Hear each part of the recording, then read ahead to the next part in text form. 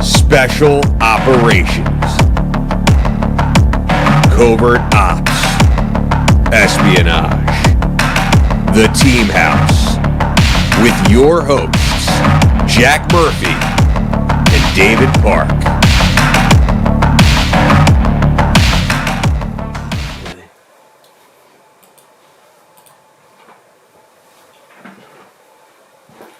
All right, guys, we're live. This is episode 78. 78 of the Team House. Yep. 78. I'm Jack Murphy here with Dave Park. And this is our guest tonight, Adam White. Assalamu alaikum.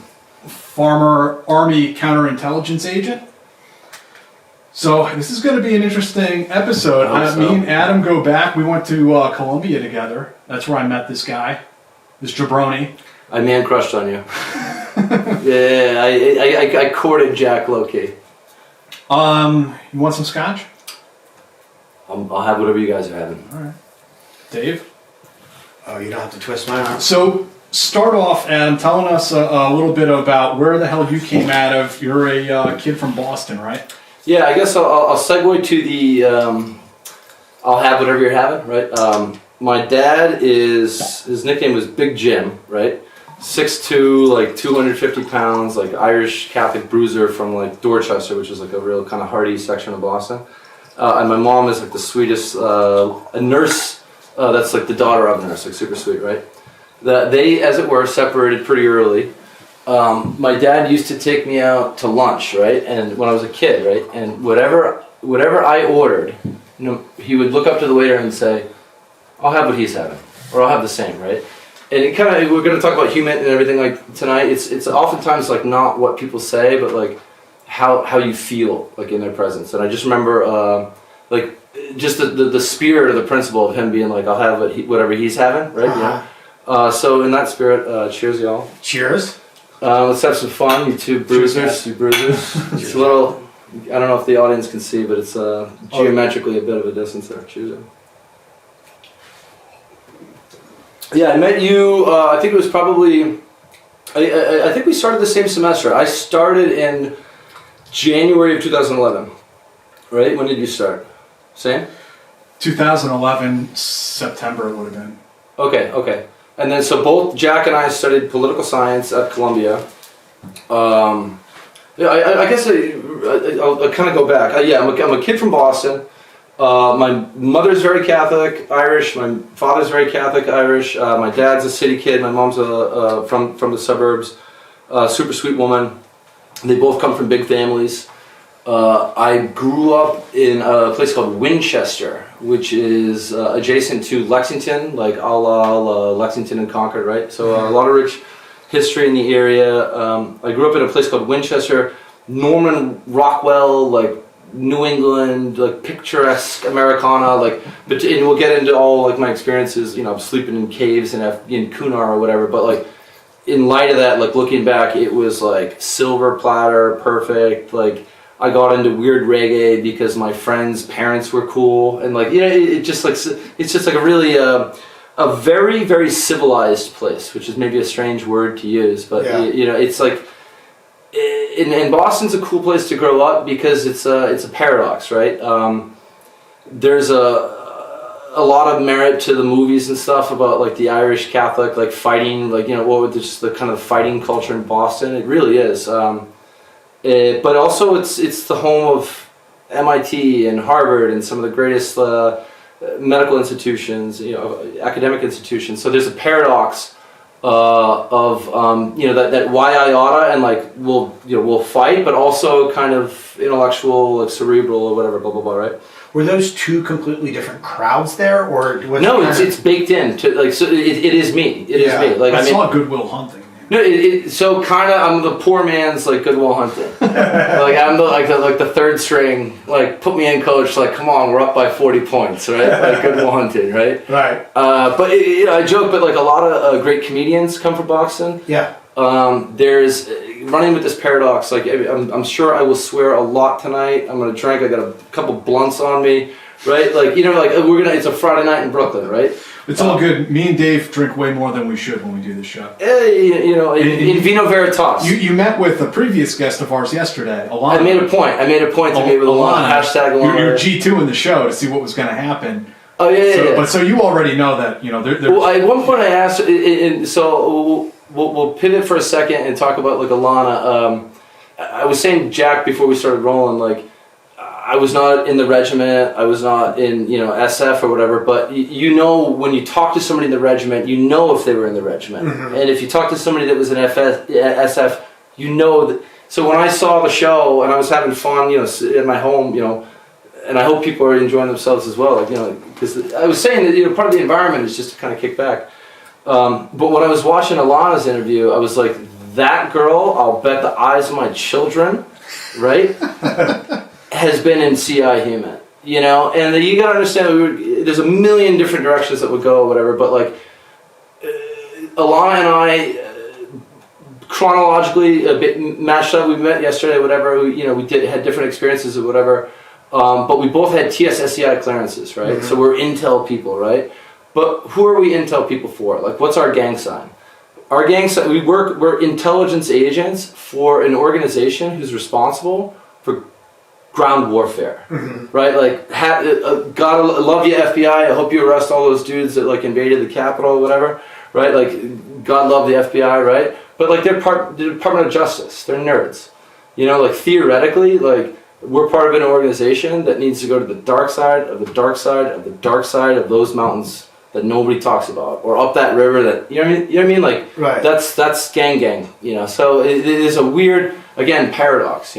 It's, like I've told people in the past, when you meet a guy who claims that they're special forces, if they're telling a bunch of stories about how they were like slaying bodies in Afghanistan, probably full of shit. But if they're telling stories about how they were like drinking scotch in Berlin, got drunk off their ass, pulled out of a car, and pulls out shit out of them, that guy's the real deal. Right, no, seriously. Like, yeah, no, I'm a super weirdo from Massachusetts. Like, I think to be successful in human intelligence, you have to, at heart, be a hippie. So back to Boston. How did you end up joining the military? Oh, you're gonna love this. Maybe I'll stand up later, or whatever. But I'm a pretty big guy. I'm about 6'4", 220, athletic. Shout out to Big Jim, my dad. Pretty athletic. I went to, and it's interesting in terms of origin story. This is important to mention. The high school that I went to. Right, I went to Boston College High School, okay? The high school that I went to, outside of the military academies, Annapolis, West Point, Air Force, no school in the country has produced more 4-star admirals and 4-star generals than Boston College High School in Boston, Mass. Yeah, so I'll circle back, like, it's a fucking warrior culture, dude. Yeah. It's a fucking warrior culture, but it's also like a cerebral culture. Yeah. It's like, you want to live in harmony, you're intellectual, you're enlightened and all that shit, but it's like, God damn, this guy, I gotta hit his fucking throat. Right. I gotta hit this motherfucker's throat. Right? Right? But it's like, there's a sense of duty. I'm being a little kind of maybe general or whatever, but Irish Catholic kids that grew up in Boston, you fight, you're a good kid, you know how to fix a tire, you know how to cook a steak. There's a sense of duty. Everybody has like a daddy, if you grew up in whatever part of LA, I imagine maybe your local gang is your daddy or whatever, right? You go up in, Kunar, maybe it's Hig, right? But like for me growing up, like America, the concept of the United States of America, not Massachusetts, not, good old West Virginia, not Southside Chicago, not the Boston Red Sox. My daddy was the United States of America, like the concept. And like, again, like, I will give a little shout out to Columbia. I had no idea how good of a school it was until I started going there. I went into the Army in the first place because I'm a terrible fucking student, right? Oh, so to your point, I was a good athlete. I played for Boston College High School, which recently had, shout out to Boston College High School. It was just voted the 4th best high school in the country for athletes to go to. What did you play? I played football and lacrosse. And actually this is maybe relevant. in terms of like disruptive innovation and thinking differently, all right? So I mentioned I grew up in Winchester, okay? I'm the youngest of 5 children, right? All of my siblings went to Winchester public schools, and so did myself through my freshman year of high school, where I played soccer. I was the goalkeeper, right? Freshman year at Winchester High School. Wasn't doing what I was supposed to do, getting into trouble. Like the cool thing was to kind of maybe skip class, smoke a little weed, drink. It wasn't to like get, to volunteer at the hospital and to, but Winchester people were great or whatever, but it was just, I transferred as a rising sophomore and I started playing football. Never played football before. Ultimately ended up being captain of my team our senior year of high school. We won the state championship. We were nationally ranked. It was like really cool. It's a place where it's an all boys school, and it's a place where everybody kind of like maybe like a regiment or whatever. Like you kind of look to your left and your right and like, oh, Billy's doing fucking 15 pull-ups, or look at Joey. He's right. You kind of iron sharpens iron type deal, right? So played football, was successful, captain my team, we won the states, whatever, blah, blah, blah. Got recruited to play sports in college, football and lacrosse. And I went to a place called Bentley College, which is in Waltham. I gotta do a Marco Rubio here. Marco Rubio? Yeah. What's the thing here? The Marco Rubio? So... Now you handed a fine. Right? The Marco Rubio, right? But he had, at least like, went to Bentley for ultimately 3 semesters. Played 2 seasons of football, 1 season of lacrosse, right? It'll make sense where I'm going here. When 9/11 happened, I was 18 years old. I'm born in 1982. My birthday's October 1st, right? So 9/11, 2001, as it were, I was 18 years old. I was a freshman in college at Bentley, now university. It was Bentley College at the time. Really good business school. It's a factory. It teaches you how to have a job, and then when you graduate, you get a good job, and you get a good wife, good husband, good house, right? Columbia, honestly, I don't know if I would send my kids to Columbia, because if they're half me, and we have to talk about my experience there and how I graduated. I threatened this dude. I had an Iranian professor that it's a long story. We'll get to it in a second, but. If my kids are half me, I won't send them to Columbia, because it's it teaches you how to ponder upon the stars, while you're hiking in the Himalayas or whatever. But it doesn't teach you to get a fucking job, right? Whereas my friends from Bentley, hopefully some of them are watching right now. They're doing great, right? I would send my kid there, but they're half you. You're fucking. What's the word? You're very astute. The issue isn't intelligence. The issue is, hey kid, have you heard of the GI Bill before? Oh yeah. We're gonna talk about maybe the Air Force. Yeah. So the Air Force. That's if you want to do something technical or whatever. But look, I can. Pheromones are a thing. The audience can't tell, but look at these. I'm triangulated by 2 fucking former Rangers. I can feel these pheromones, right? The Air Force is not for you, right? Shout out Doug. I hope Doug's watching. Doug Kachin, yeah. Fucking. He's a good guy. He's a great guy. Airman of the Year. Yeah, was he really? Airman of the Year. Jesus Christ. That's impressive. Doug was a pararescue dude who also went to Columbia with us. He was in graduate school. He went to Brown undergrad and went into the Air Force, PJ. If you ever see me on past episodes, one of the T-shirt that says "resilient," that's him. He is honest. So Doug Kachin, resilient. If you're a Hollywood actor and you're training for some whatever action movie, Doug Kachin, he's the man. Then he went to Teachers College, which is kind of by name. It doesn't sound sexy, but it's a really, really, really good school. He went there for kinesiology, I believe. Something like that. Yeah, he has a gym in Midtown. Yeah, no, he's amazing. He's an amazing guy. Being here, I've lived in New York for 10 years now. The type of veteran that does their thing, and then I wish you were the type of veteran that stopped gesticulating around the fucking studio. It's like the big shadow right in the middle of his face. Yeah, thank you. Yeah. أهلا وسهلا بك. أهلا وسهلا بك أخويا. You took Arabic? In the How army, was it? In the army, I took Arabic. I bet it sucks. It was horrible, and I was horrible. I bet your Arabic sucks. Yeah, man, mine's pretty good, man. Like, we'll talk about this. Dave was like fucking fluent. You were like a 3-3. تتكلم عربي؟ That's a 2+2. 2+2. لا أستطيع كلام عربي. Yeah. لا أستطيع كلام عربي. 30% كلام عراقي. تفتهم؟ No. So I don't speak Arabic, but 30% I speak Iraqi. Yeah. Shway shway. شوي inshallah. Yeah. I love. Alhamdulillah. But so kind of obviously we're going every direction. At some point we'll kind of Let's bring it back home. Bring it back home. How did you end up in the fucking army? Okay, so I talked about BC High and Bentley playing football, whatever, blah blah blah. Right. So long story short, I ended up getting into a fight. I guess I don't know if you can call it a fight. I knocked some kid out, like bad. He was in like the ICU and shit like that? Ish, yeah. He had facial reconstructive surgery that night. What did you hit him with? Like a fucking... my left. A rock on a subway? My left. No. He slept. He didn't fight. He wasn't. What do you relief? What do you get relief from the Ranger Regiment? What do you call it?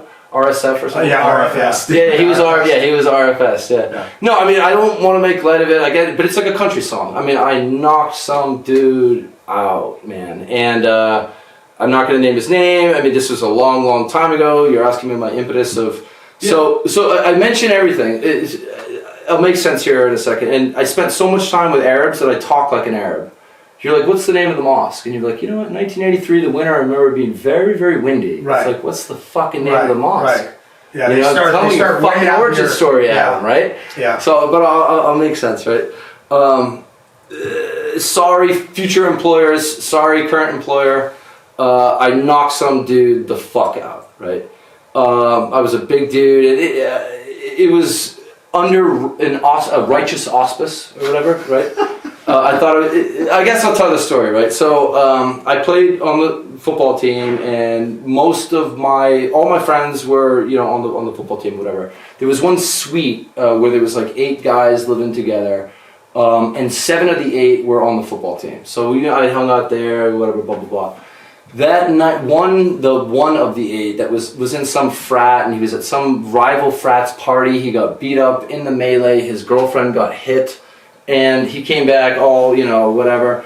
And he's like, my girlfriend got hit, and I'm like, let's rock and roll, right?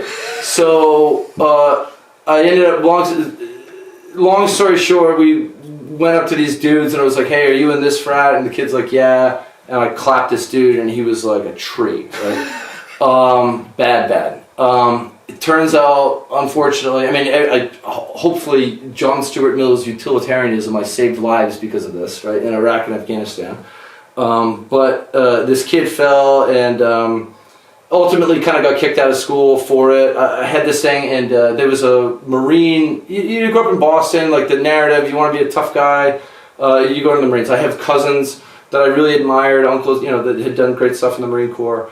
So I basically got kicked out of school. I withdrew because I just, rather than get like expelled, I clapped this kid, right? Sure. So rather than get expelled, I went to like like a country song. I went to the Marine recruiter, right? Went through the entire process, took the ASVAB with the Marine Corps.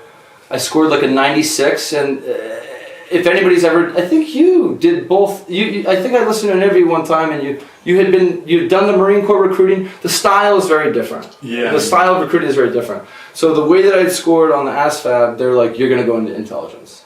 So I went on this track of trying to enlist, and this was February of 2003. Right, so it's after 9/11. Again, I was 18 when 9/11 happened. I'm a kid from Boston. I mention everything because I got kicked. I was a captain of my football team. I went to this great high school. I had great expectations, and I got fucking kicked out of school because I got into a fight, right? Mm-hmm.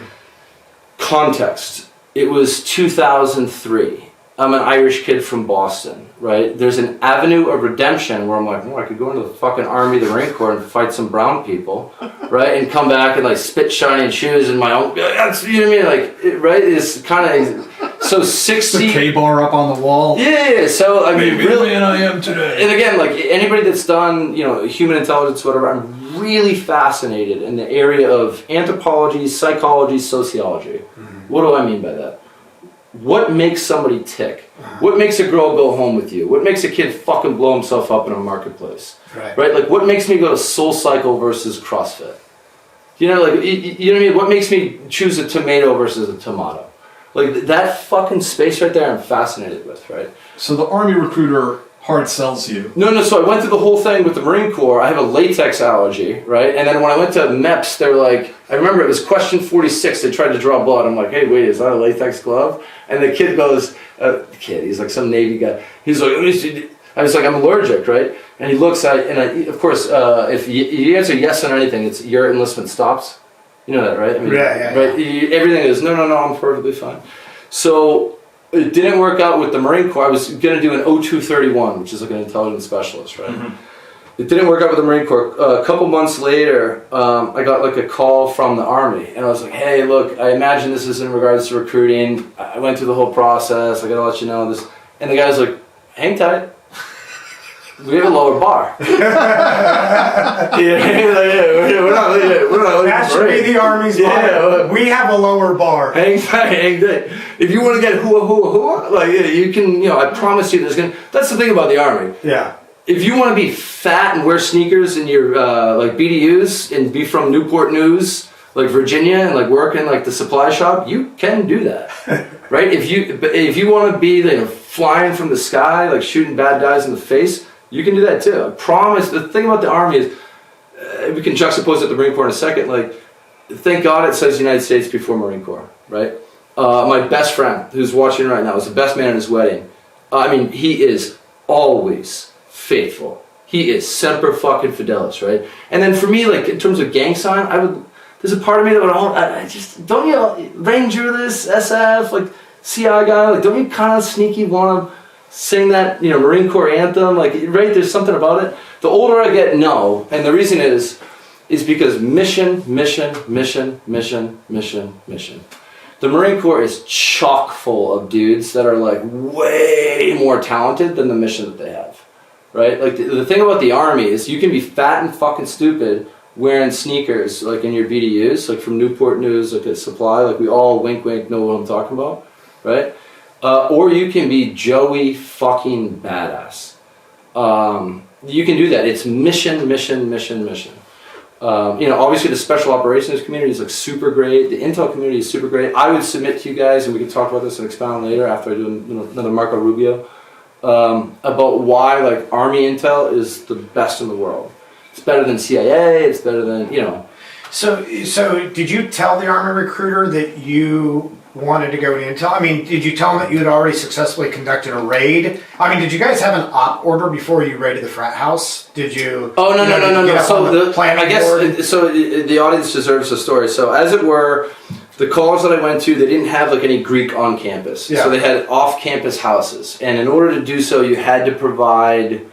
To be recognized by the college as a Greek house or whatever, you had to provide sober transportation. So to and from this off-campus party was like this van that was bringing these like frat guys and these party goers or whatever. So we just waited at the bus stop. The bus comes, van comes, kid gets out. Fucking poor kid was a pledge. He wasn't even in the frat. I go, hey, are you an ex? He goes, yeah. And I go, clap. So got kicked out of college. So you guys didn't even make it to the house to like. No. It wasn't that. No. Oh, okay. But so I'm sorry, Army recruiter. Yeah. So then the Army calls, and again, pardon to the audience at all. We'll bracket here in a second. But so the Army calls. I'm like, look, I imagine this is in regards to recruiting XYZ, and they're like, hang tight. And I was like, if you can show me, man from Missouri, prove to me that like I can get a waiver. Then I'll start this process again. Because quite frankly, sociologically, I was really excited about the Marine Corps. And I was telling my friends and my family and like strangers at the bus stop. And just, again, sociologically, when you're like, oh yeah, about that, I have a fucking latex allergy and they didn't accept me. Right. Do you know how ridiculous that sounds? Right. Do you know how fucking absurd and beta male that sounds? And right? You know what I'm saying? So I was like kind of, what is it? Roar indigo is actually not rear indigo, but roar is the proper expression. But because of this ASVAB score and the O231 intelligence specialist, I was I want to go into intel. So I started doing, I was like 97 Bravo, and I guess like a Quentin Tarantino movie, I'll give it a little action first. Like you read about it and you're like, this sounds like some fucking James Bond shit, right? And then like once you start doing your training, they make a point to be like, whoa now, relax, right? But honestly, and we can obviously expound upon this, like, once you're kind of there and you realize that, like, I don't know about you guys, but, like, in the stuff that I did, I had no mentors. Like, my higher up had never deployed before doing this MO. You know what I mean? Like, nobody... In school or when you got to your unit? Both. They was both. Okay. Both. Yeah. There was... So I went through the schoolhouse, ultimately, so blah, blah, blah, everything worked out with the Army, and I signed my contract for 97 Bravo. 5 years active duty. TSSCI, like 19 weeks MOS, whatever, AIT. I went to, in May of 04, I went to Fort Jackson, South Carolina, for my basic whatever. I literally didn't know until I got there that it was a co-ed. There's probably a better term for that. But, like, the movies that I watched, I was like, there's women. It's great ultimately because you figure out a way to work. But in terms of like the G.I. Joe that I'd been playing in my mind, I was like, okay, this is interesting. Quick side note: the most diverse institution I have ever been a part of is, of course, the Army. Maybe the Navy's more diverse. I don't know. Honestly, gun to your head, what would you say? Because I imagine the Navy might even be more diverse. Well, the Navy probably just because you also have like your Filipino population and people like that. I don't know if the Navy still has the deal with the Philippines, but it used to be the Filipino mafia. I don't know anything about what you're talking about.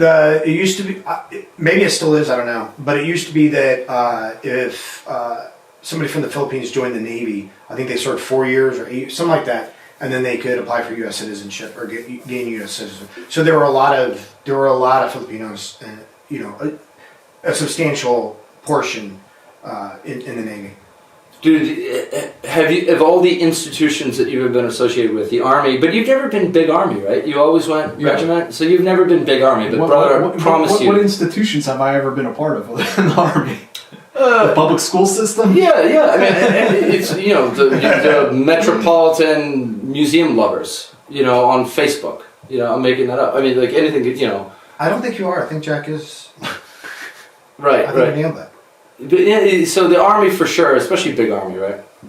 But blah blah blah. Went to Fort Jackson, and then I went to my AIT in Fort Huachuca, Arizona, which. Alana talked a little bit about. It's 18 miles north of the Mexican border. Nothing. Which is kind of cool. For me as a kid from Boston, as I was flying there from South Carolina, I was like, this is part of the United States.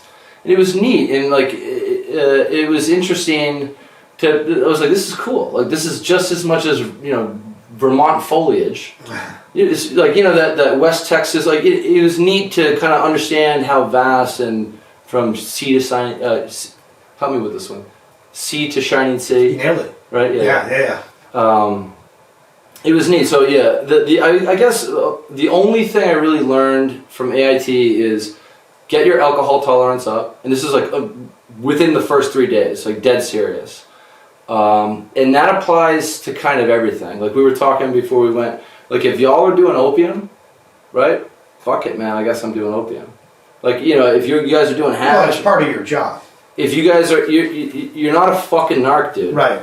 For real. Yeah. Right? If you need to eat goat testicle, guess what, Jack? You're not a machine gunner. Like, you get to grow the beard and wear this, because you eat goat testicle if everybody's eating goat testicle. Yeah. Right. If they're drinking the cobra blood, you're drinking Cobra blood. Exactly. I went to, I mentioned Boston. I keep mentioning Boston. I had a friend who has like a similar MOS, a 97 Echo, right, a Huminter. Visited me in Boston. I took him to this place. Shout out Erie Pub, the Erie Pub in Adams Square, Dorchester, right? One side is firefighters, the other side is cops, right? It used to be until until like the 80s, like a gentleman's only, but it is the most quintessential, right? I mean, scene from a movie. And the guy goes in there and he doesn't order he sits at the bar and he doesn't order anything. Not a water, not a fucking, I'm like, you gotta order something, I'll drink it. Right. But like, you gotta understand that you're a fucking narc, you're a mark, brother. Like, you know what I mean? Like, I said Boston firefighters and Boston cops, and you're a pretty boy at the fucking bar with nothing in front of you. Right. That's suspect, bro. You know what I mean? Seriously. No, seriously, like that, Vietnam, like eat the local food, like everything, man. Right. Like you to the extent in which I could learn Pashto, I learned Pashto. To the extent in which I could learn Arabic, I learned pretty good Arabic. And you read the Quran and you read the Hadiths, and if you don't understand that, then you've missed the whole. Some of the worst CI people, again, we're bouncing everywhere, but some of the worst CI people are reclass people. Former infantry, former combat engineer, or whatever. And like they see the trailer, they see the ball cap and the beard and stuff, but they don't get it. Right. They sort of bring that conventional army attitude with them. Right. And a lot of reclass people are just the worst in the MOS. And they're like, this is still the army. Well, yeah, but fucking not at all. It's totally different. Like if you're a super, again, I'm, as it were, the years that I was in 04 to 09, I'm doing counterterrorism, okay? Not counter narcotics, not counter like, hey, are you wearing your mask? This is COVID time. I'm doing counterterrorism, right. Okay? Terrorists, right? So I'm not looking for information, I'm looking for intelligence, okay? So the people that know that the best aren't the baker or the butcher or the candlestick maker or, hey, I know a guy who knows a guy who knows a guy. It's fucking you who wakes up every single day and you're part of that crew, right? Like, and that's the other thing. I mean, I'll pivot kind of hard for a second. Like, you don't learn some dialect of fucking Thai and go up the river and blend in. That's not what happens. Due to the fact that the United States is the world's hegemon, like the world's superpower, and like the product that we push is the best in the world, right? People kind of come to us, and you don't have to. You don't have to.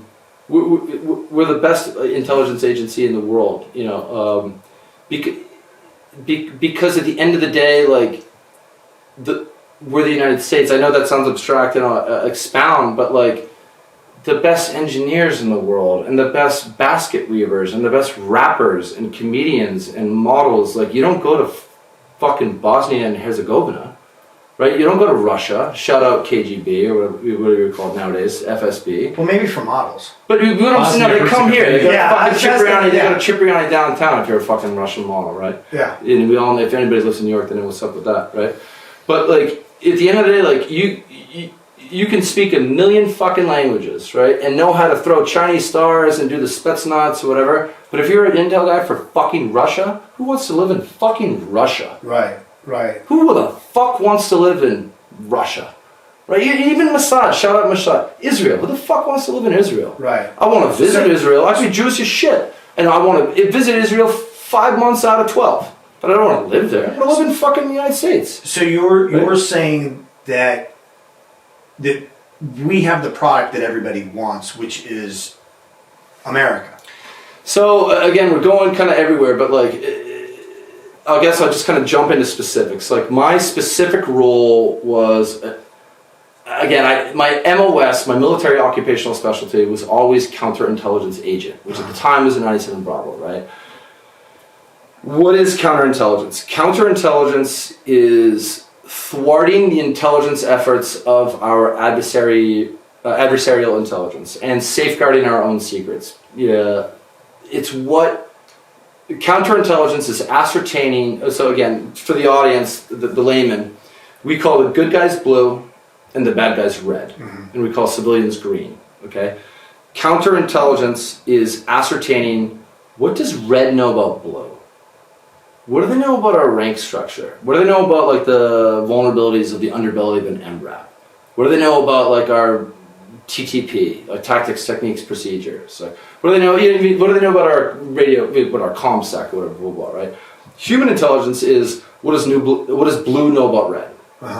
And that's the exciting stuff. Like, counterintelligence is cool. That was always my MOS. You have the top secret clearance. You're a federal law enforcement agent under Executive Order 12333.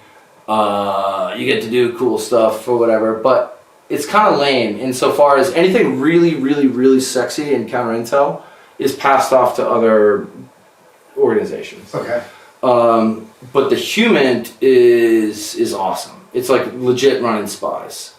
in wars. And we can, like I said, kind of the crux of the whole kind of interview is, I would submit to you that I think I listened to an earlier interview and you were talking about how the SF guys are looked at as like the successors of OSS or CIAs, but I kind of think that like Army Intel kind of still maintains that. Okay. There's dudes that, again, were responsible for ground warfare, and there's like long programs. It's a really kind of interesting character. There's a lot of kind of stuff that you do alone. It's neat. So yeah, I went to. I'm rambling, so I'll stop. You're good. Yeah, no, so you finish AIT, all that jazz. Now you're a counterintelligence agent, and America's at war. Yeah, so one of the reasons that I was glad. What was interesting, I once heard about the Marine Corps that like a very, very small percentage of Marines actually had been, kind of deploying. And what I liked about the Army, the concept was that you were guaranteed, like, again, from a Shakespearean sense, like, if I'm going to cross this threshold and I'm going to be a Crip, I want to be a fucking Crip. Mm-hmm. If I'm going to be a Blood, I want to be a fucking Blood, brother.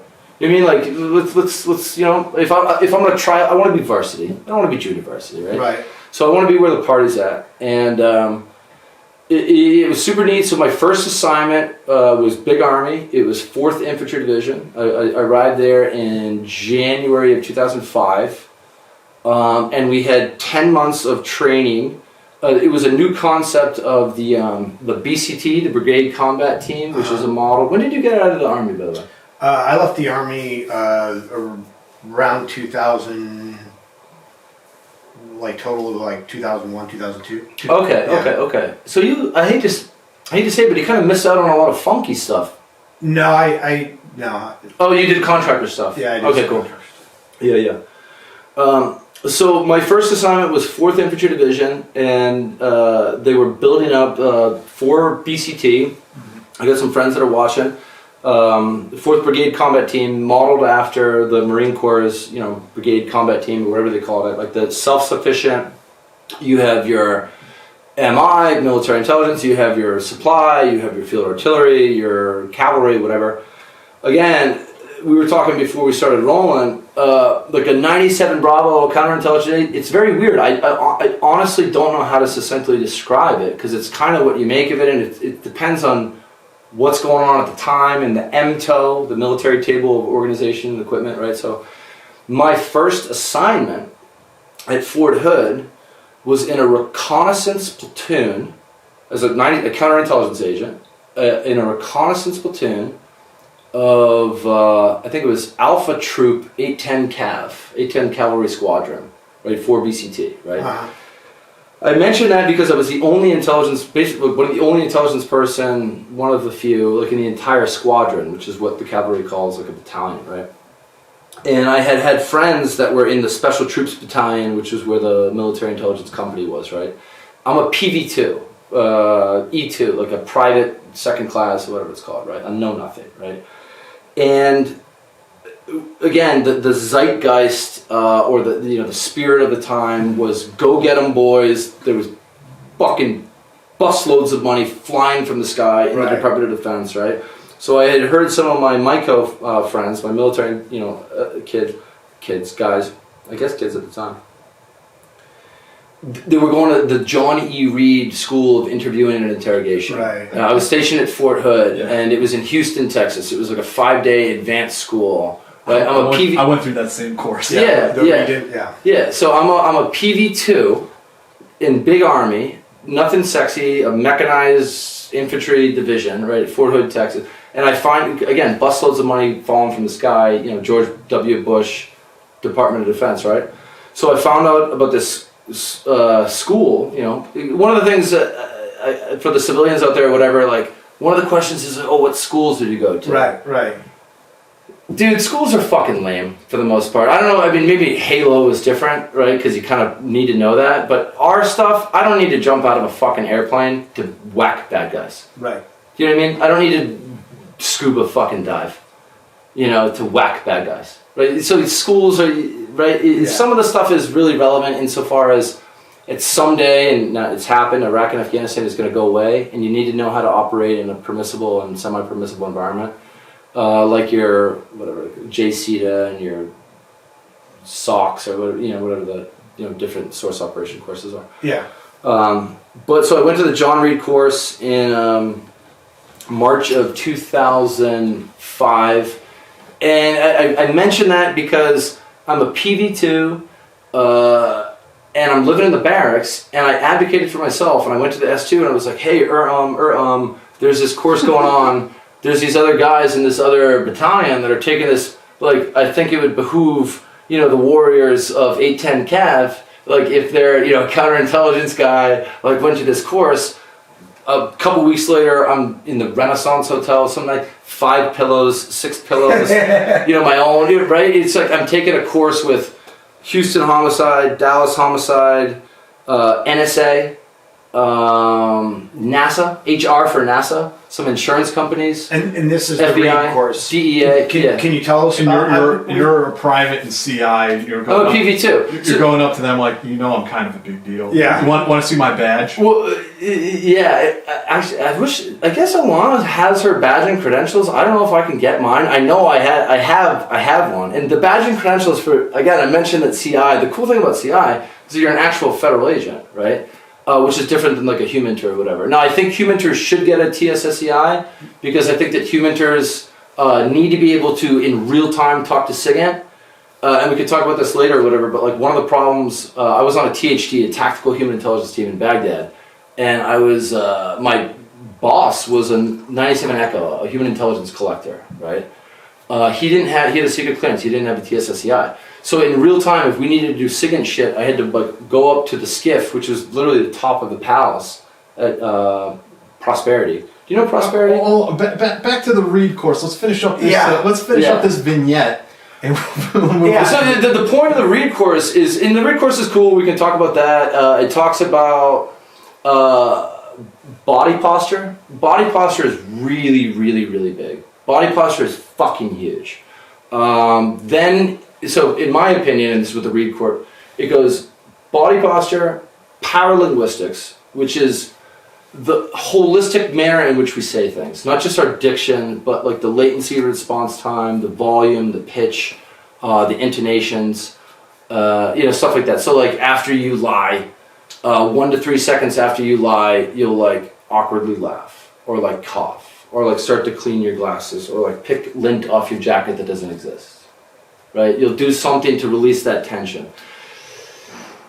For me, in military intelligence, army intelligence, I'm dealing with people that there's the radio or whatever, there's a delay time. They don't speak the fucking language, right? So there's so much stuff, there's a whole world that's not applicable in terms of that. Like I don't get the real time, like what did he mean by that paralinguistically when he said that? I don't fucking speak Arabic. Right. I mean, I pick up on it like, over time, because it's like, we can talk about this, but it's like paint by numbers.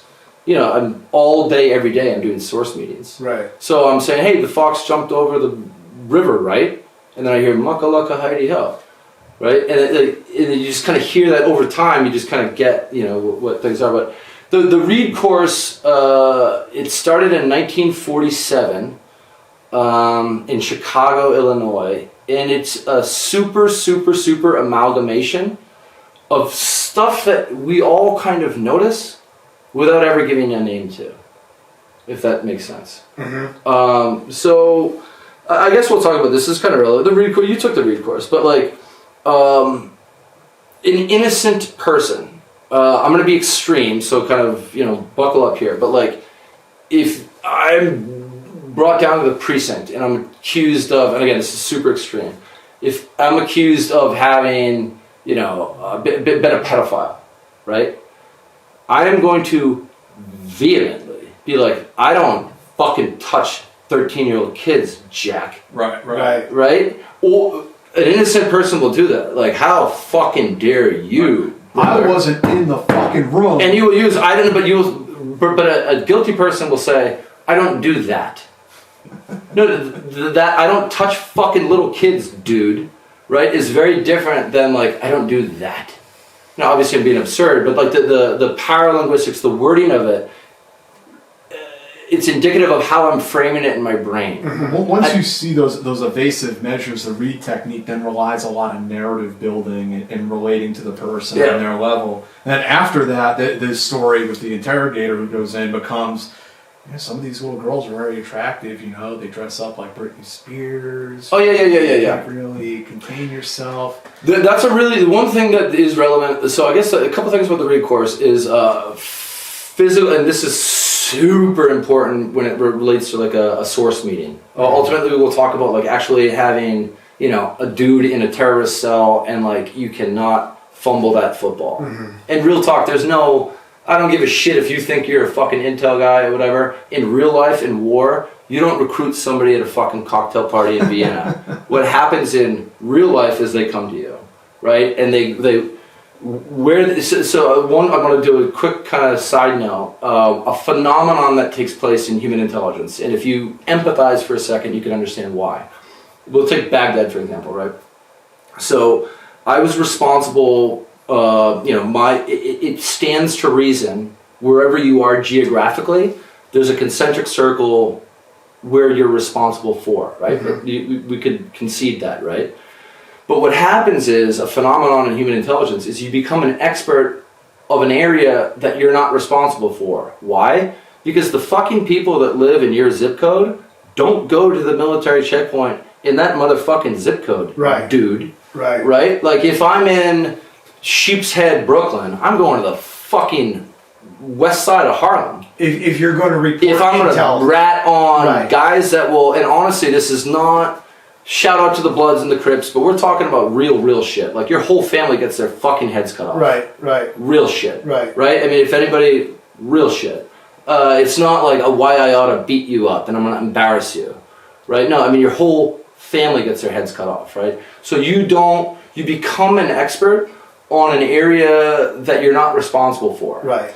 And then I guess a byproduct of that is there's, and again, I was 04 to 09, so it was post 9/11, fuck, us intel community, we should have shared information. There was a spirit of camaraderie within the intel community. Right, you had the fusion cells and things like that. Well, it was just like, you want to be cool because you never know, something could come across your desk and you're like, look, my office is not fit for this, but like my buddy Dave, this is exactly the shit that he does, right? And I want to like, again, so we got like, and we can talk about this or whatever, we got like courted by the CIA, which they called themselves the Office of Regional Affairs, the ORA. This was Baghdad 06. Okay. We got courted by the CIA because it behooved them for us to hold them in a positive esteem, right? There was not with us, but there was like a little, there's a thing called SCID, which is the Strategic Counterintelligence Directorate. You guys know about that? Or whatever. It was like a conglomerate of like wannabe cool guy, CI guys of the different DoD agencies. Okay. I guess it was kind of like a precursor of cool kid DIA stuff. Although DIA was doing some shit. Before February of 2006, before February 22nd of 2006, which is of course the Golden Mosque bombing of Samara, DIA was going fucking full Hajj. Yeah. They were going full fucking Hajj. They were doing, Hajj everything, bands. Oh, they were going out in thin skins. They were going full, everything, full fucking when Hajj. Other organizations wouldn't even go out in up armor, so. Oh, yeah. DIA was really. DIA until February of and again, we're speaking a little esoterically, and this is kind of the most exciting stuff about my career. And really Baghdad, 06 is... Was that your first deployment in 06? So I did, I was at Fort Hood for like 10 months in the BCT. Ultimately, I left the CAV squadron pretty quickly and I went to like the MICO, the Military Intelligence Company. Alpha Company, the Humans Platoon of Military Intelligence Company, 4th Brigade, combat team, whatever, blah, blah, blah, right? 4th ID, right? But I'll say this, after 9/11, due to like, I guess, patriotism, the Army benefited, and you know what I'm about to say, the Army got some motherfucking studs that had no business joining the fucking Army.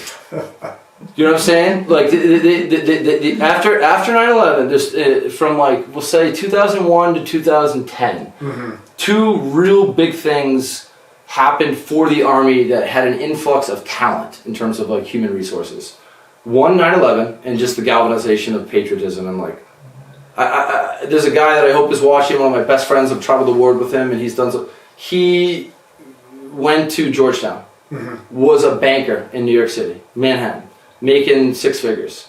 Went to work on a Tuesday morning, saw people jumping out of the fucking Twin Towers rather than burn alive.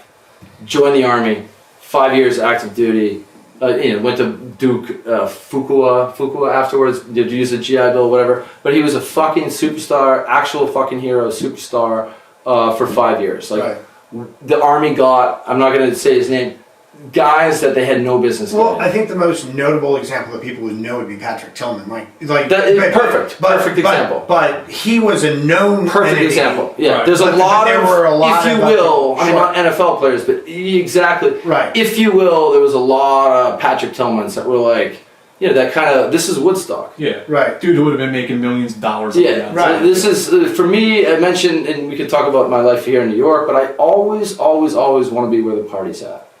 Not like, I'm not going to run. Well, you found it. Yeah, no, for real. Like, this is found it. burgeoning. This is legit, man. And I'll say that I'm really, I'm joking around and we'll continue to have fun, but I'm really honored to be here. I've watched a lot of the other episodes, and there are superheroes.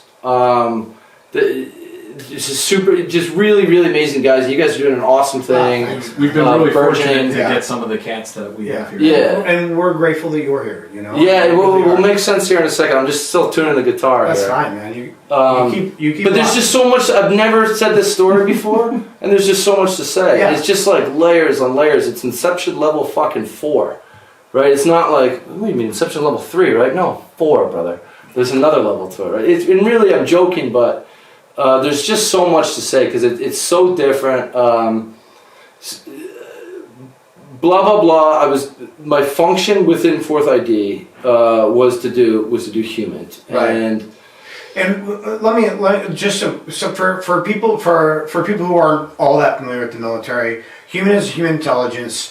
CI is counterintelligence, which you've said.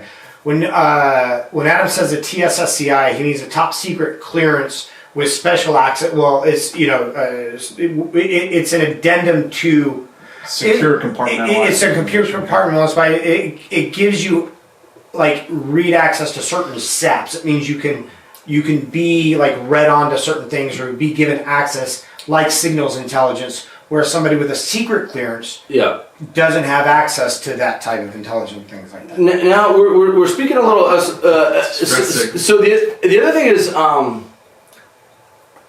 in my 5 years in the Army, I can under 10 things did I deal with that were like top secret. Now, I don't say that to like cut myself down. In actuality, you don't. Top secret shit sucks because there's so many, like, you can't flow like real good juicy juice intel. The warfighter needs to know like fucking that, right? So by design, most human is all secret, no foreign. Right. Secret, no foreign, and no foreign. And then you get the caveats and stuff like that. Right. But like if you can, unless you absolutely have to, don't fucking classify shit weird. Right. Because you want to like kick it, you want to flow it. I don't want to like, if there's an IED in Falah Street in Sadr City. Right. Right. Like, and whatever the first of the 503rd, I'm making this up, is patrolling. You want to know like, yo boy, but you don't want any. And then there are stuff where you just kind of get around it, like. Well, you just remove the header and That's the other real. That's the other real talk. Like, sorry, I had to. We can talk about this forever, but like to this point, like, look, I'm gonna pretend I didn't hear this. No, for real, like the best, and anybody knows this. Like, what does Chesty Puller say? Take me to the brink. I want to see where the real Marines are at. Right, like the best soldiers that I knew hated the Army. But loved soldiers and were like, I don't give a shit about my NCOER or my OER. Like, I'm just gonna do shit that I have to do to keep people alive, Right. dude. I know this last Yeah. like 2 weeks, like hearing all these people in the army whining about like how women are allowed to wear their hair in the military, and it's like, what Well- military were you in? Like, if one of our female attachments came to my team sergeant was like, "Can I wear a ponytail?" We'd be like, "What? Why wouldn't you wear a ponytail if that's what you want to do?" Like, Yeah. What? And again, MI is different. It's totally. When I first got out in 2009, there was the conversation of don't ask, don't tell. And we were at Columbia, and it was a big, I don't know if you remember, but it was like a big thing at Columbia, an important conversation. People would ask me, and they're like, what do you think about the don't ask, don't tell? And I'm like, honestly, I was like, I'm from Boston. I'm a Red Sox fan. You're a Yankee. I'm pointing, I don't know if the people can see, at no one, but you're a Yankees fan. That doesn't fucking matter. In the very definition of you being in the military, you relinquish individualism. So I'm sorry, earmuffs. But if I like to suck dick and you like to, if I like dudes and you, as long as you can pop with the machine gun and close with and destroy the enemy, I don't give a fuck what you do in your bedroom, bro. Right. I don't give a shit if you're a Yankees fan. You know what I mean? I don't give if you like Pink Floyd versus like, whatever, Naughty by Nature. Take us back 2006 in Iraq. Get deployed to Baghdad. Yeah. What's the mission? Okay, so I was thinking about obviously how I was going to answer this. In real life, again, I was mentioning you don't go to like a Vienna cocktail party and like super spook like recruit someone, right? What happens in real life is the football like flies in the air and you're like, oh shit. And you're an offensive lineman, you have no business holding the football, but you're like, oh, okay. And you just go like this and you don't fuck it up, right? So if you have a good source, you keep running with it, right? Our job was to, again, because there's no movies about this, there's no books, there's really not a succinct way, but our job for the army in Baghdad was to do human intelligence, the discipline of human intelligence versus signal intelligence, which is, I can say this in 2021, listening to cell phones and computers and shit. Imagery intelligence, that's self-explanatory. Human intelligence is literally, where's the best place to get a chicken parm? That's it. Right. Hey man, like, I'm into house music. My cousin's visiting from Berlin. All she wants is a fucking Ruben on Rye and house music. Where's the best place to go? Right? You don't Google that shit. Right. You don't Yelp that shit. Right? Like, human intelligence is like what's really going on. Right. And that's why, you have to be super, super curious. Super curious. I had a boss that, like, as a habit in the office, like on the clock, would just hit random article on Wikipedia. Random article. Because you've got to be a mile wide and an inch deep. Like, you never know when.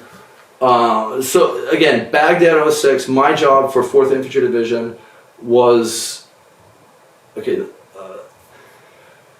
I was in 4th ID. My THT, Tactical Human Intelligence Team, was assigned to 112 Infantry Battalion of 4th Brigade Combat Team, 4th Infantry Division. They had a concentric circle, geographic area of operational responsibility, right? That was what I was responsible for, right?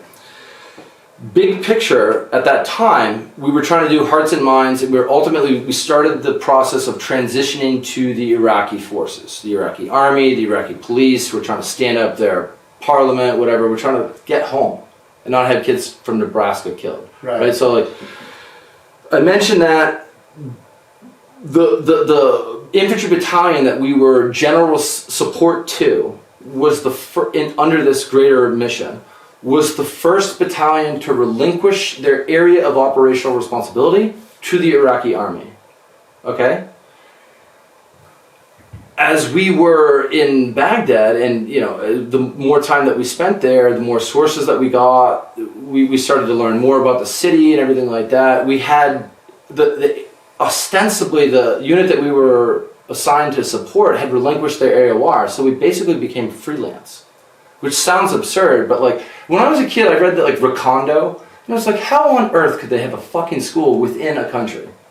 Right? Doesn't it, when you were a kid, does that sound absurd to you? We talked to Ken Miller went to our kind of school. Yeah, no, I think I watched the opposite. But when you read it, you're like, how is that even I'm telling you, for all you folks at home or whatever, in theater, there's so much weird shit going on, and like, this guy's cool. Yo, my guy Dave, he's good people, don't worry. Seriously, especially in Intel, like, because I'm not, especially if you're freelance. Okay, what were you doing there? So we're running, so this is important. I was on FOB Prosperity, okay, which is at the western end of the green zone. And it was like it was one of, like an old Saddam palace or whatever that we had taken over. It was like the nicest FOB. Now, anybody that does kind of cool kid stuff, that we had some Navy SEALs on Prosperity. They had a compound within the compound. We call that the fishbowl. EOD had a compound within a compound. And then us as the human intelligence dudes, we had a compound within a compound, right? Which was at the very edge, right? I mentioned concentric circles, right? The reason that the CIA built rapport with us and wanted to ensure that we had like a fluid conduit with them is that they recognized that, like, in human, again, this football that you hold, right? There's no cocktail party in Vienna, right?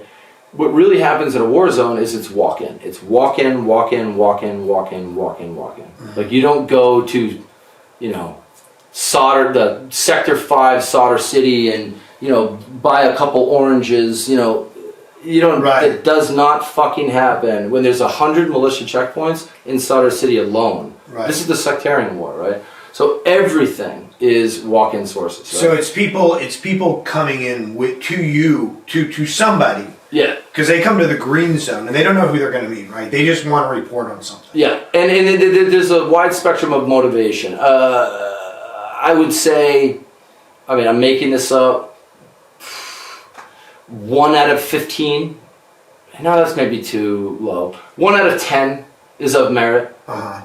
There's a lot of people that are just bullshit. There's a lot of people that are looking for a handout, looking for money. There's some counterintelligence people. There's some people that you're like, why the fuck are you asking me that question? Right. Right? There's a little spy versus spy, but it's not like absurd like the movies. Like, you don't know for sure, but you're like, it's strange that you can talk about the John Reed course and eye movement and body posture. Here's the deal, man. In real life, your lighthouse, right, is what's reasonable. Right. What fucking makes sense and what doesn't. Right? And then you get into the eye movement and Dave's, body posture was he coughed a second after. Right? But it's like, what are you even talking about? Right? In real life, reasonable. So you have a lot of walk-in sources. I imagine some people are piped into like the kind of chronology, but like everything was kind of. I got into Baghdad in December of 2005, and everything was kind of normal. And then the Samara Mosque bombing happened in Samara, and on February 22nd of 2006. And the sectarian war started, right? The Samara Mosque is like a super poignant, salient. It was like the third most holy site. Yeah, right. And that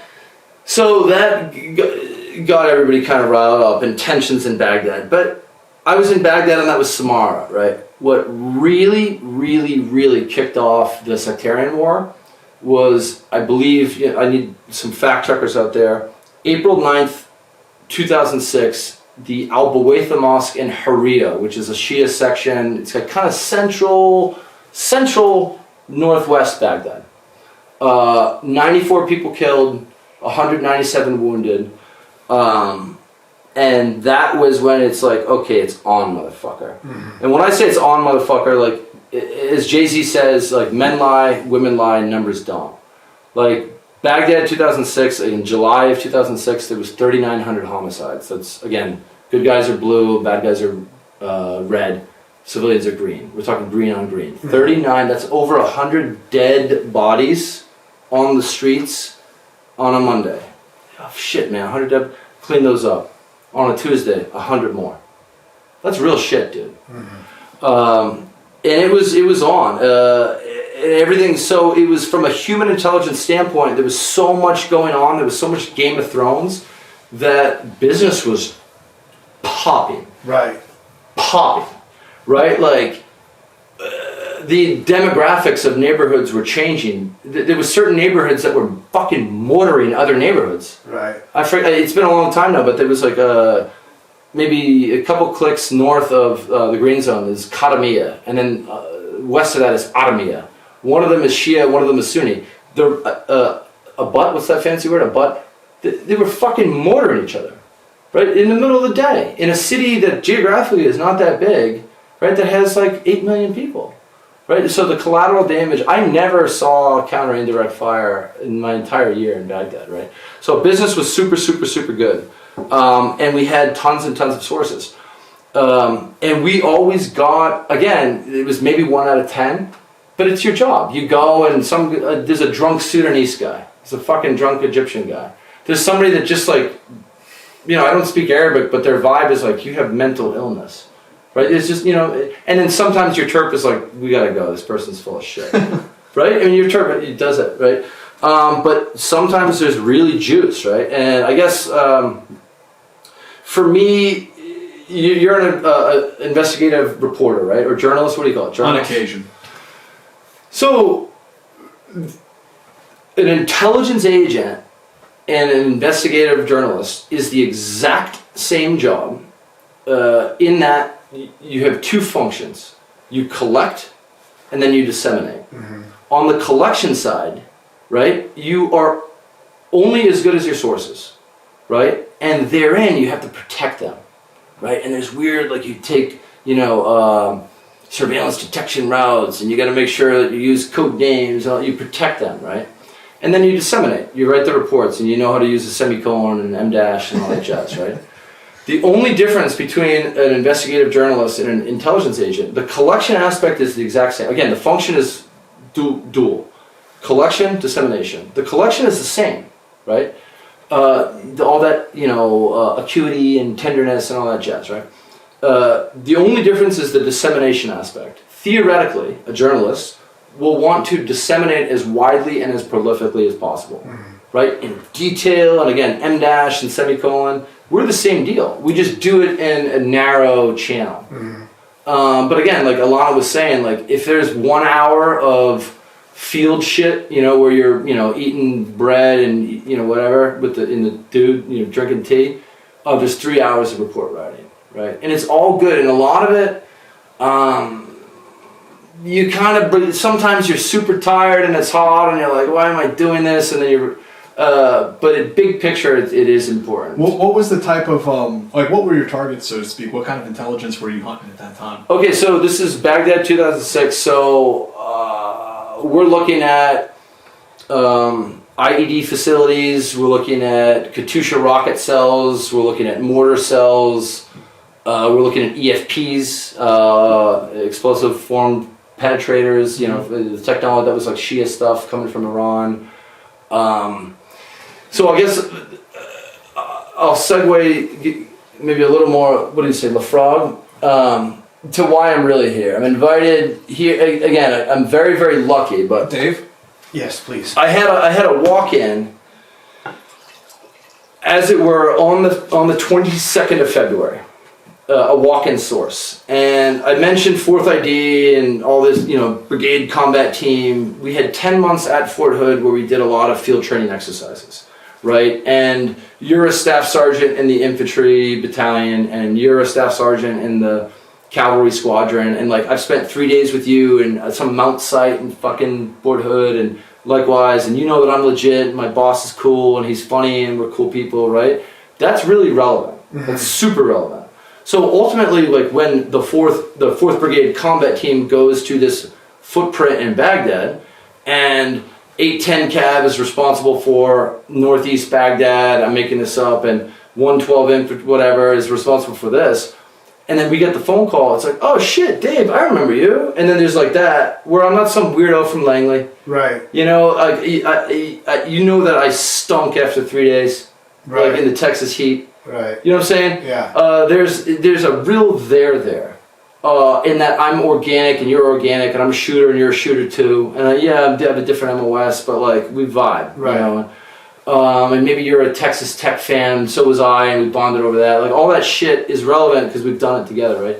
So I mentioned that concentric circle, like footprints. The real juice of intel in real life, as we've talked about, is walk-ins.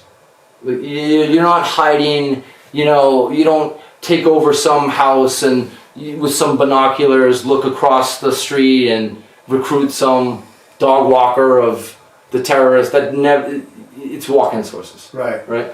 So you had to be lucky and just not fumble, right? So 1 out of 10. On February 22nd, I got a walk-in. And I went to it, and the guy was like, look, at 10 p.m. tonight, your base in Rastamaya, which is East Baghdad, is going to be hit with 4 Katyusha rockets. And I was like, okay. The way that we're trained is you do a spot report, right? Do you guys, I don't know if that's an acronym or whatever, but if something, we call it EWIOH, Early Warning Imminence of Hostility.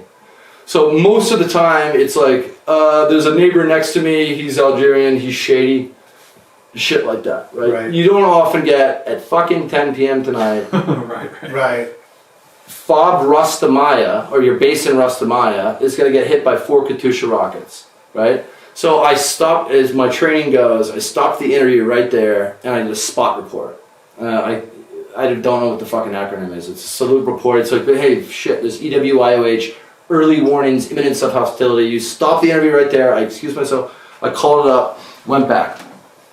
This guy, I'll call him 3416, which was what his source code identifier is, right? I mean, we can talk for hours about all this shit, but like, I do know his name, but like, we went by a nickname, and I had a source code identifier, like, so I'll call him 3416 because that's what his number was. He then proceeds to say to me, he's like, look, this was February 22nd, 2006, right? He goes, in November, you guys, and I wasn't in Iraq yet, he goes, you guys arrested my brother, thinking that he's a terrorist. He's in Buka right now, right? Buka, right, is in Basra. Buka is a prison in Basra that has a fucking bad reputation. Seriously, right? It's terrorist university. Yeah. So Buka, I think that's where what's his face went. Baghdadi. Rotten Peace. Debatable, but I mean they all went through there. Yeah. But Buka was known as like a hard time. I mean, using weird American slang, but like so this kid, it was his brother. He had 3 brothers. He's one of 3. He comes to me. This is February 22nd. Walk-in source again. 10 o'clock tonight, 4 Katyusha rockets, which are 107 millimeter from Russia through Iran. It's all Shia shit. The Sunnis weren't doing Katyushas, right? But they were super accurate. It was a great. So he comes to me, 10 p.m. tonight, blah, blah, blah. And by the way, my brother's arrested in November. He's super innocent, trust me. And I was like, I remember like kind of fake. I have a German Shepherd who's like a beautiful trained dog, right? When she was like the first 6 months, she used to do something wrong. And I'd say to my friends, I'd be like, I'm really not that mad.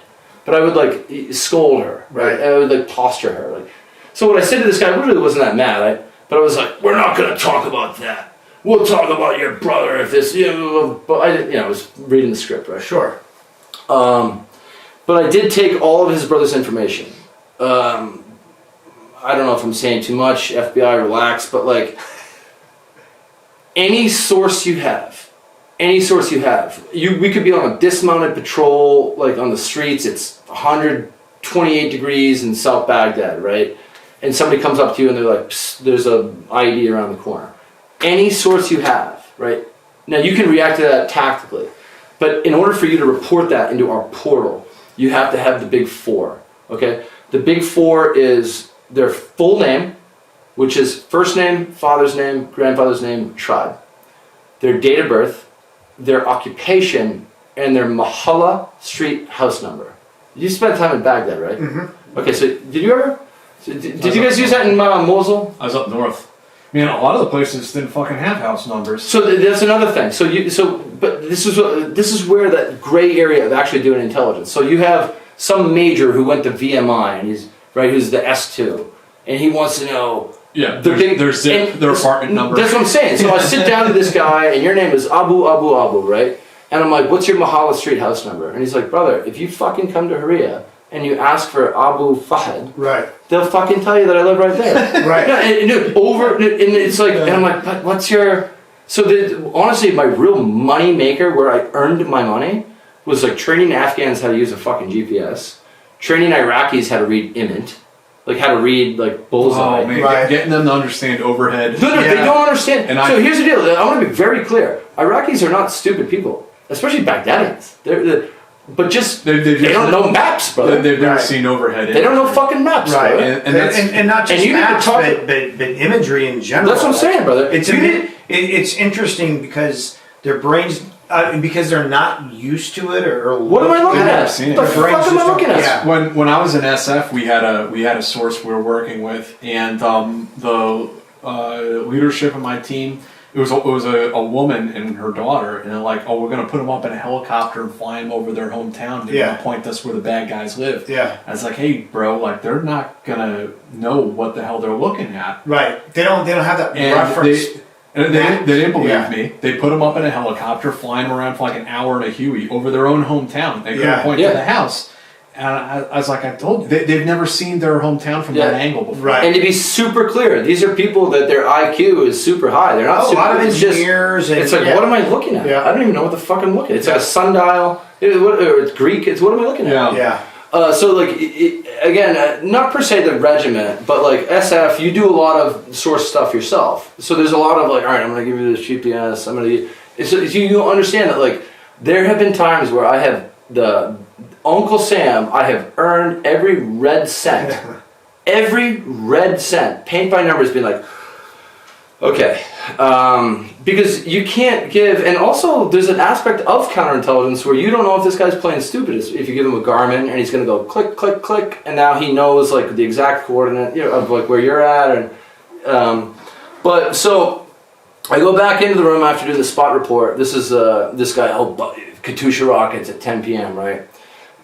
He's like, hey, my brother's arrested in Buka. I get the big four, as I mentioned, right? Mm-hmm. So his full name, occupation, Mahala Street house number, and his date of birth, right? And then I got his brother's information, right? One of the importances of documenting, that 1 hour of collection and 3 hours of dissemination is the report. So I went back to like our base or whatever later that day. I don't know if I was in my pajamas, but I was certainly comfortable, right? And I just, another really kind of nuanced thing that I gotta say is, Arabic is a different alphabet. This is relevant from an intelligence standpoint, right? That there is only one way in Arabic to spell Muhammad, right? Only one way. Right. Romanized, there's 15 in terms of its permutations. Right. So we had, and thank God, and this is something that we learned, like, I wasn't there, but we learned the intelligence community in 03, 04, we had a standardization. Mm-hmm. You could not use O, you could not use the letter E. So like Al-Qaeda, like in the New York Times, they spell it whatever, A-L-Q-A-E-D-A, mm-hmm. right? In the intelligence community, we spell whatever the fuck, Qaeda. QU, blah, blah, blah. You couldn't use an E, you couldn't use an O, you couldn't use a P. That's why I call them Al-Qaeda. There's a QU there, I'm going to pronounce it. Yeah, no, I mean, so I kind of, how like when you're listening to the radio and the person speaks perfect English and then they're like, I'm Maria Barra, and they speak Spanish. I kind of sound like an asshole when I speak Arabic. Like I'm trying to sound too cool, but you have to... like when you go into Taco Bell and you order a burrito. Yeah, but you can't say una fajita. You gotta say una fajita, por favor. Like you kind of, especially in Arabic, you can't fit in Asian languages. Right. You can't fake the funk. You gotta dive in there. Well, it's also because there are 10 cases in Arabic where different vowels go in different places, which completely changes the meaning of the word. Oh, yeah. The not conjugations, but there's the hamsa and the shada, the different abbreviations above the letters that change how they're pronounced. Well, no, it's not just that. It is, it's like, I don't even remember all this, but there are 10 cases. So So a certain letter will be inserted, or a letter will be inserted after the first word. Like almost every Arabic word has a root of 3 letters, right? I think there are some that are 4, but anyway, so 3 letters, and so if you say Talib, right? That's Talaba. Right, yeah. And then Talib, and then Taliban. Mutalib, yeah. So and Talibani would be multiple, right? No, Taliban is plural. 2, but it only means 2. Oh, I didn't know that. Yeah. I thought the Talib is singular, and then I thought Taliban was plural. Well, it's not an Arabic word, so yeah. It's so I don't know what because it's it's Pashtun, right? Taliban or whatever. So if it were plural, it would either be in Arabic. It would either be Talibun or Talibat. Talibat, yeah. Right. And then Taliban would be 2 in Arabic. Taliban or whatever, but it's not an Arabic word, so I don't know what the letters are the same, or most letters are the same, and you can read it, and there are a lot of words that are the same, but it's not the same. Sorry. And then Iraqi dialect is like a whole other can of worms. That's the thing. It's particularly Arabic versus Pashto for a second, right? Here's the deal. DLI. Let me give you a fucking pro tip. Do not ever send anybody to learn Pashto. And I'll tell you why. Were you ever in Afghanistan? Yes.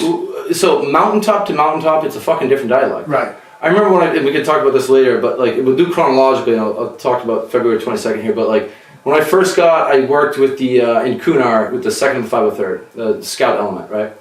And the scout leader, right? He goes, "You see that mountaintop?" He goes, "How long do you think it takes to get there?" And I said, 5 hours? He goes, 2 days. It takes 2 days to get there, right? So mountaintop to mountaintop, the dialects are different. So you can study your balls off. You can be Mr. Summa Cum Laude in Monterey, right? Go fucking head. Go to Kunar and speak Pashto. Yeah, Matthew here is pointing out Taliban. It is an Arabic word. Because it means student. Religious student. Yeah. But he's saying that the plural meaning many is Talibat. Oh, Taliban, yeah. Right, it'd be Taliban is specifically 2. Talibat would be a group large, more than 2. So it would be in the feminine, in the masculine, it would be Talibun. Oh man! Talibat, yeah. Now we're going down a whole other. I was gonna say, so we went on this rabbit hole of etymology, spawned by the important lesson in the intelligence community of like, there was literally like one terrorist guy. I'm spelling Jack Murphy 15 different ways. Right. So like we learned this in 03. Mohammed. Yeah. We learned this. We learned this in 03 and 04, and by the time I was around, so blah blah blah. I knew the right way to type this guy, his brother's name in. Right. His brother who's in Buka and arrested. So I'm there. I'm metaphorically eating my Fruit Loops in my pajamas, just kicking back in the office, and I'm like Googling. I'm in our system, intranet, I guess would be the best word. We have a thing called a SIR, an SIR, a Summary of Interrogation Report. So thank God, again, to the rabbit hole, we had this etymology, the nomenclature. So I typed his brother's name in correctly, and shout out to the dissemination and the importance of report writing. I'm in Baghdad, eating my Fruit Loops in my pajamas, metaphorically, and this poor guy's brother is in fucking Basra, Buka right now. And I read the Summary of Interrogation Report, and the interrogator was like, I believe this guy. I don't think that I think we got him wrapped up. I'm summarizing. I think we wrapped him up erroneously. I believe him when he says Walla Ma'arif, which I'm sure you heard a million times. I swear to God, I don't know. Right. I believe this guy, blah, blah, blah. Something along the lines of, I recommend he gets released. So I read this February 22nd, and maybe within a half an hour after I had met with this dude who said, hey, at 10 p.m. tonight. And again, I'll make sense and this would be kind of cool. And I was like, okay, I know the system that this guy, he's going to get released. This kid, the interrogator's like, look, Right. You know, and to a degree, one of the things that you learn the longer you're in intelligence is on all of our reports, at some point there's an agent comments. And at first you kind of gloss over it. And then it's my last assignment, I did Iraq, Afghanistan, and then Kuwait. And then my last assignment, I would fire off. I would be like, this is what I really fucking think. Right. In terms of the agent comments, right? Because it's like, you're asking me what I think as somebody who met with this dude, right? So, blah, blah, blah. I knew the guy was going to get released, right? So, whatever, I got the guy's information and blah, blah, blah. 10 p.m. later that night. Boom. Boom. Boom. Boom. Right? Right. Those guys on Rustin Meyer were like, oh shit, my fucking dick gets hard as a humantor. Why does my dick get hard as a humantor? I'm like, holy shit. I was like, I got a big fucking, this is a tuna. This guy said to me earlier today, there's going to be fucking, oh, your base in Rustin Meyer is going to get hit at 10 p.m. with 4 fucking Katyushas. And I could hear it where I was at in Prosperity. Boom, boom, boom, boom. Dick gets hard. Right? Because, again, I love terrorists. Right? You understand the concept? Like, I'm like, holy shit, I can work with this guy. This guy, I'm going to release this guy's brother. Right? Right. So in my head, I was like a little devious. I was like, I know the system. This fucking dude's brother is going to get released. This guy, I was so stoked that an American base got attacked with Russian, right? Right. You understand my perspective? Sure. Like, holy shit, baby doll. Right. Right? Because it means you have a source I got that a actually fucking has golden goose, dude. This guy. Right. So, and the other thing is you got to play it cool, right? As you guys know from shooting, slow is smooth and smooth is fast, right? So, when you're an actual field agent, quick little side note. Again, we call blue the good guys blue and the bad guys red. Mm-hmm. You lie to blue all the time. And you almost never lie to red. There is some honor amongst thieves.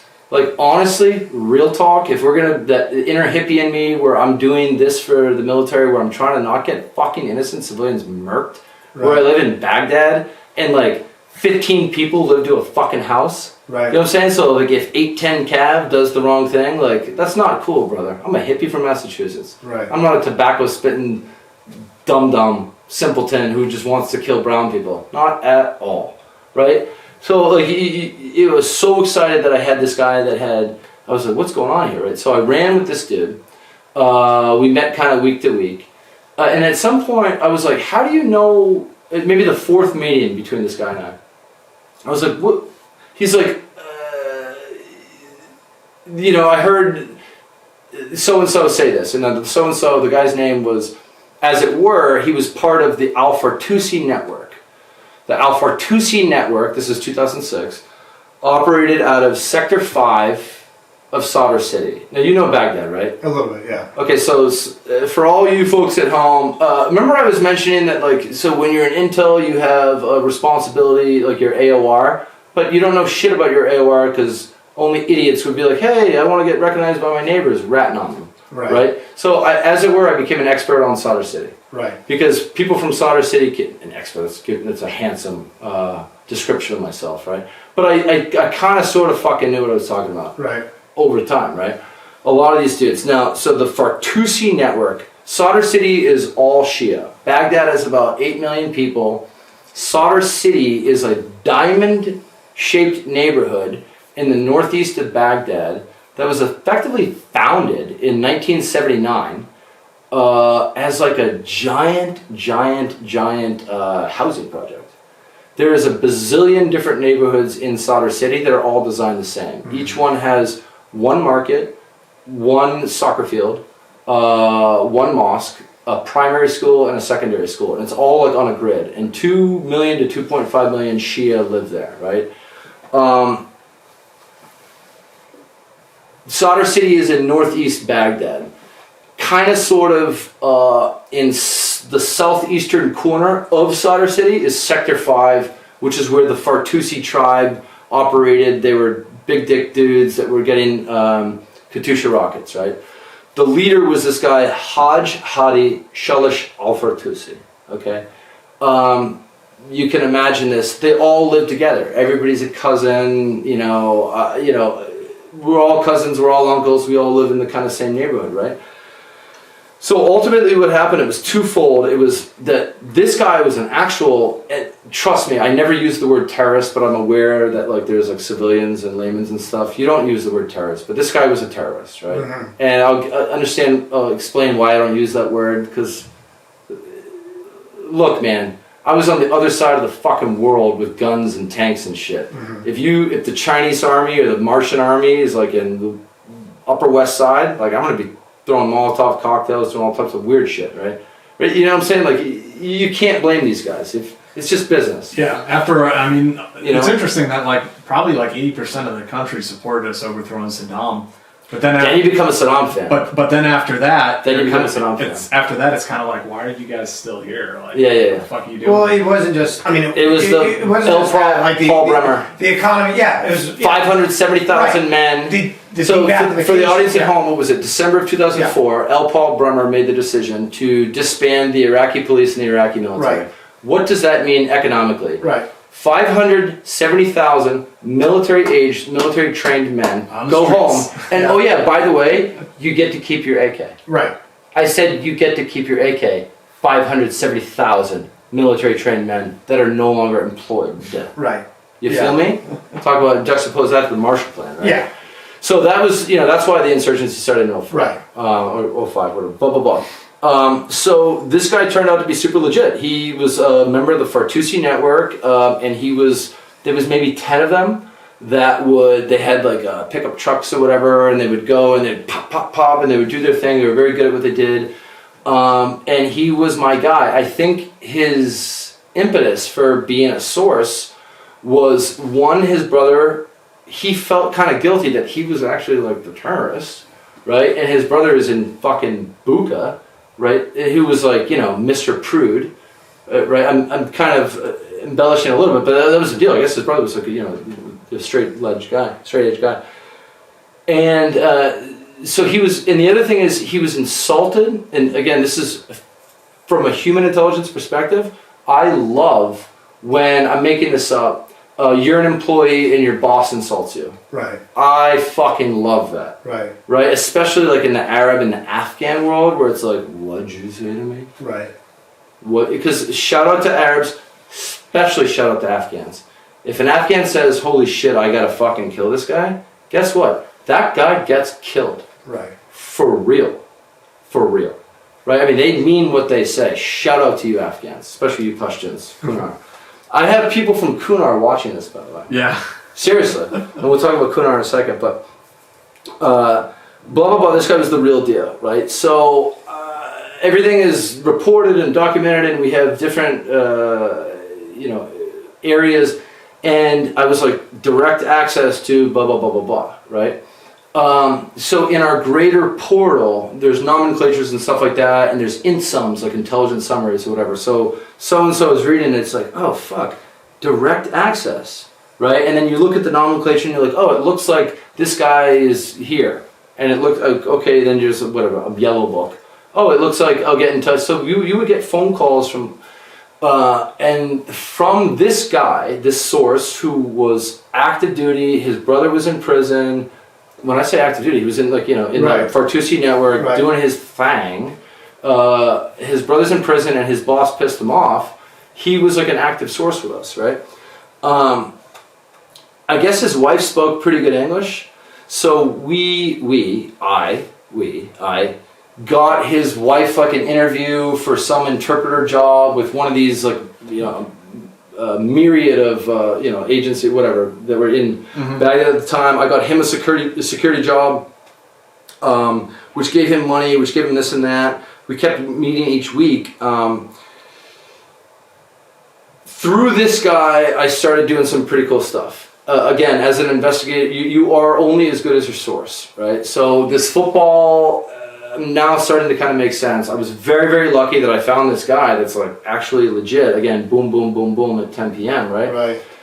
So we started running with him, and I knew that his brother was going to get released, so I was like, okay. The other thing that I got to say is we look for 6 things in a source, right? Placement, access, motivation, suitability, susceptibility, and accessibility. Have you ever heard this? Mm-hmm. Okay, so the most important thing is placement and access, right? So a janitor at MIT has the placement to national defense secrets or whatever, but not the access per se. Well, doesn't access mean they can get there? That would be the janitor. The janitor has a placement. He's mopping the floors, he's in the building every night, but he doesn't have the key code to type into the computer. I thought it was the other way around. Like, doesn't placement mean like they're supposed to be there? Access means they can get there if they need to. I'm gonna say yes, but yes. Maybe I'm getting it backwards. I don't know. Yeah, the placement for me, I might be all these years I've been getting it wrong, but it's the same kind of deal. It's Yeah, I mean the way I understand its placement is they're in place. So like a bad guy's say doorman. He's in the right place, right? But he doesn't have access to the information. The inner circle. Yeah, right. That's how I would word it. Similar, Yeah. perfect. Even a better example than the janitor, right? And the other thing is that when you ultimately task a source, you want to task them in as narrow a deviation of what they normally do as possible. So if you're a Latin king, I don't want to be like, oh shit, you're a gangbanger? I need to infiltrate the Bloods. Right. What the fuck are you talking about? I'm gonna get you whacked. Right. Right? So like I want you I don't want you to you very, very, very narrowly. Right. Right? Because you want to sustain. The other thing I gotta say is all the movies and the books and stuff, it's like, oh, intel, you backstab and there's daggers, and who told you that? Right. That's bad business. I want to create a y'all come back now. How do you create... And tell your friends about us. Exactly. Right. How do you create a y'all come back now?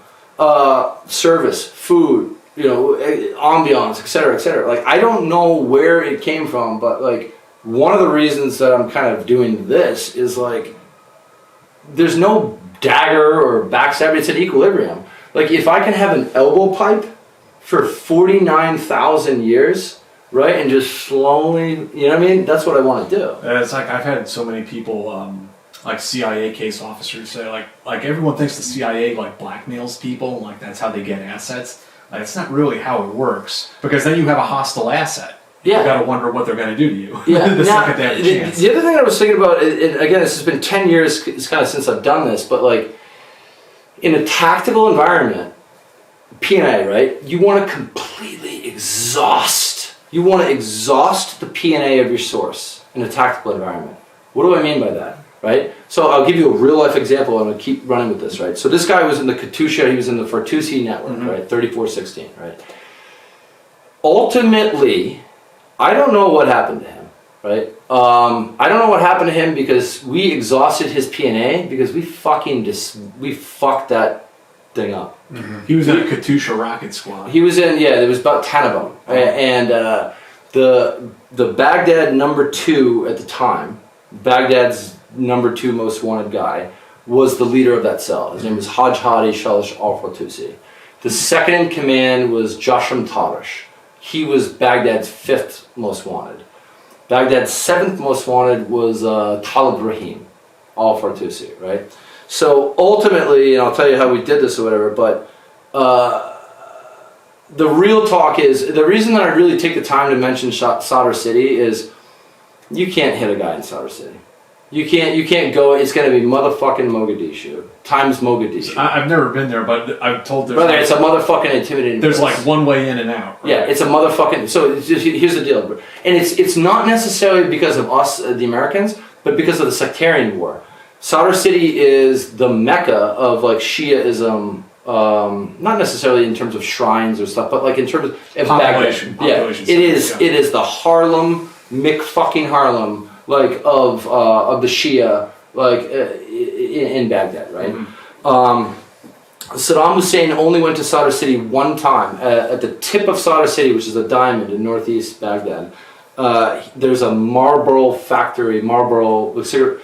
And he went to the top of it, and he had basically announced like the cutting of the ribbon, if you can envision this, not literal, but the cutting of a ribbon of this like giant infrastructure, like a public housing kind of whatever. he stood on the roof, gave a speech in 1979, and that was it. And he never went back to Sadr City ever. Mm-hmm. It's a shithole. It's a slum. So what did you do with this source? How did you bust up the squad? So what we did was, again, and the way that we did it is, this is not 03, this is not 04, and I had to stress for all you like armpitted, kind of people out there. I'm being abstract, but like, I'm not going after the baker, the butcher, the candlestick maker. I'm not going after guys that deal dime bags. Right. Like, if your fucking name comes across my desk over and over again, and like I develop a target packet on you, and I do this, not this, I do this, right? If I develop a target packet on you and we fucking hit you, like, you're really good at what you do. Mm-hmm. Shout out to you. Shout out to you. You know what I'm saying? Like, in 2006, like, especially if you're a Shia target, and that's a whole other conversation, because in 2006, we were basically doing ethnic cleansing. Do you guys, what was going on in 2006? I ended up working with the task force, and I'll talk about that in a second, but like, we weren't hitting, because we were trying to do hearts and minds and build up, we weren't hitting any Shia targets, because the Shia targets were Jaish al-Mahdi, and Jaish al-Mahdi, which is like the Muqtada al-Sadr's like Shia militia, they had the 4 really key ministries. They had the Ministry of Interior, the Ministry of Health, which is all the hospitals. They had the Ministry of Transportation. And it was interpreted as an ethnic cleansing by the population. Brother, I felt this on the fucking ground. And I even said this like internally. I know I sound hyperbolic, but we weren't hitting. I had a guy that was telling me when Katyusha rockets were going to get hit. Mm-hmm. I had fucking a Garfield sandwich. Mm-hmm. This big. Like, I had everything when it was going to happen. If you're Iraqi, how else would you possibly interpret that? And the frustrating thing, I'm sorry to kind of interject, but like, I was like, guys, the Sunni population is feeling this. The Sunnis are like, wait a second, these guys are fucking doing EFPs and launching, and you're whacking us, and what the fuck is going on? From a human perspective, that doesn't inspire a whole reservoir of potential Sunni sources that were like, hey, my uncle's a dickhead, and he's also a boss in fucking Tahweed wa al-Jihad. Oh, really? Can you talk about the blueprints to his house? We don't get to tap into that reservoir because we were only whacking Sunni, right? So I was like, honestly, from a 10,000 foot perspective, I was like, can we fucking hit a Shia target, please? Just to like... It got really weird because... It was super fucking weird. We were doing ethnic cleansing in 2016. But the thing is it came... I don't know if it came from... I don't know where it came from, because around that time it was also... it was Maliki, the Maliki government. It was also... There are no Iranians in Baghdad. Brother, there's a buddy watching right now, right, who changed his name to Adam based on our friendship. Shout out to him and his 2 sons that are watching right now, right? His name is Ahmed, right? Mm-hmm. He's from Qadisiyah. We became super cool. When he naturalized, he changed his name to Adam out of respect to our friendship, right? That's awesome. Shout out human, right? He is a Sunni, right? He got pulled over by the Iraqi police. Right, he told me that he fucking met an Iraqi policeman that didn't speak Arabic. Yeah. Well, did you just hear what I said? Yeah. But when I say there are no Iranians in Iraq, that was like the word that had come down. Right. Like, 2006, cease all operations against Iranians because there are no Iranians in Iraq. There are no Iranians in Iraq. There are no Iranians in Iraq. That's where strategic shit gets so frustrating, because it's so lame. Because you understand that, like, the ship is very big. So to turn the ship, you have to, right? But from a very ground level, you're like, what the fuck are you dum-dums in Washington even talking about? Right. And it infuriated. Yeah. And with that, no Iranians in Iraq, it's also like, it's hands off the Shia, because they were, proxies. Dude, it was Ministry of Interior, Ministry of Defense, not Ministry of Defense, that was mostly Sunni, which we'll talk about that later here. But so anyways, I ran with this guy, I met him once a week. There was at the time, it was 5th Group. 5th Group was in town, and 5th Group, they had a 180 Fox, which is a warrant officer version of a intel officer. I didn't even know he had those. So anyways, this dude, his name is Sean. He was he was the 18 Fox, but he was a warrant. Unless I'm totally fucking making this up. I mean, maybe he was a warrant that was also filling in, dual-hatted as an 18 Fox because of a shortage on his team. But it's possible. So I don't know. I genuinely don't know how we linked up. But he had a guy that was also in the Fartusi network. And the reason that I mentioned we don't go after dime bag guys is you have to have dual source. This is not 2003 where we just fucking murk people. Right. You know what I'm saying? That happened? No, this is not, and by the way, I'm sorry, but lots of murder happened in 2003, 2005, and henceforth, but we started to clean it up a little bit, like, because of Adam, congratulations, you broke our record. We hit 200 live. Well, that was the challenge. What did I say? Cheers. Cheers. So all my people, right? I honestly think our highest previously was Tracy Walder. Actual live viewers? Mm-hmm. Wait, so who's Tracy? The CIA lady? Yeah. CIA, FBI. Yeah. Yo, so I don't know Tracy. The Unexpected Spire books over Yeah. there. That was hers. I got to tell you, Aaron and Sarah were the two agency females we had on. Tracy, Aaron, Tracy, and Sarah, well, Tracy was agency Anna. yeah. all right, so I gotta make sure that I don't talk shade. But what partially inspired me was there was a CIA lady who was like royalty, like her parents had been in it, and she grew up, and then she did some shit in Mosul. It's like a 3-hour interview. Oh, Aaron. Okay, so check it out. I don't know that her parents were royalty. Well, whatever. If they were in the CIA, so she kind of grew up. If you watch Aaron, I'm not talking shade, but you inspired me to come here. There's a 3-hour episode. Physiologically, her whole story, she gets the most excited about what? Rolling out of the wire. Yeah. Going. Big time. What she? I'm sitting there smoking a fucking joint in my studio apartment in Manhattan, and I'm like, you're talking about military intelligence, baby. You're talking about, so, and for your viewers at home or whatever, it just sounds crazy at a bar, but like CIA case officers, all those movies you see in the homeland, what we're really talking about is, we called it at the time case officers, now they're called operations officers. Yeah.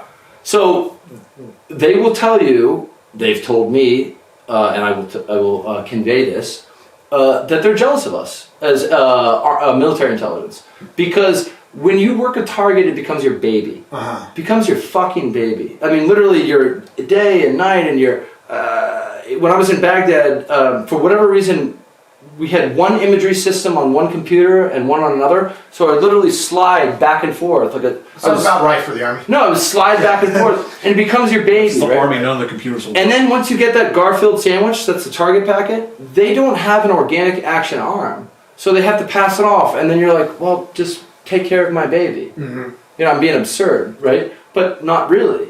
I'm military intelligence. Now, I'm not fucking Jack Murphy or David, I don't know how to fast rope, but I can fucking shoot. Right. I can fight. Right. You know what I mean? Like, so when y'all do the door kicking, and I'm like, all right, once you guys are zip tied, I come right in there.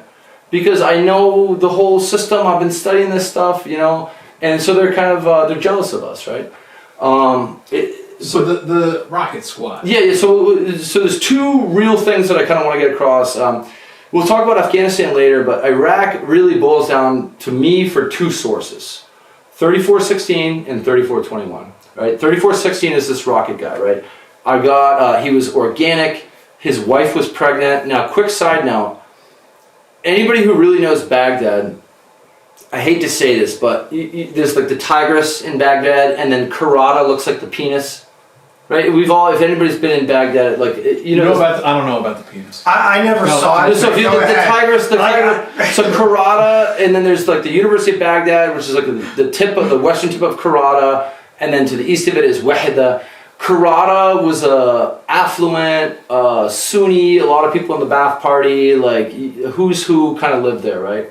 So my guy, he lived in Sadr City. Effectively, he was a Shia hood rat, right? He somehow met this chick from Karada, who was like the Sunni son of whoever, daughter of whoever, right? Married her, right?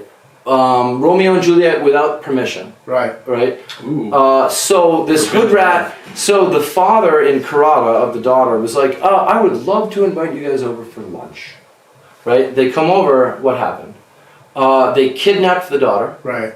Reclaimed. They eloped. Yeah, no, they were already married. It was the family. This hood rat from Sadr City married this like nice girl from Karada, right? So they're like, again, they didn't ask permission, so they invited them over for lunch. This is my source, the hood rat, the kid that's in the terrorist, the rocket cell. It was the Montagues and the Capulets. Capulets, yeah. Goes for lunch, right? And then they're like, we're gonna take the daughter back, go fuck yourself, right? So I almost said my buddy. Fuck it, you never fall in love with your source, but my buddy. And I'll tell you, I did bond with this guy, right? You do, you bond with. These are real people, brother. And I'm not risking that much. Right. I can call fighter planes if I have to. Right. Seriously. Right. You're risking, you have to understand that, right? So, invited for lunch, they like kidnapped the wife of my buddy. He's like, fuck, I better beat it. Goes back to Sadr City, I don't know, maybe gives a William Wallace speech or whatever, right? But he comes back with his boys. They like re-kidnap, I don't know the better word, reacquire the girl, right? And then on Market Street in Karada, they was, he describes this, and the cool thing about like Baghdadians, when we talk about gangster shit, like under the implicit bias of watching gangster movies and stuff, you say it in a certain tone. But when you hear this stuff, they're like, yeah, we just took this guy out back and we shot him in the head. Right. And it's like, what?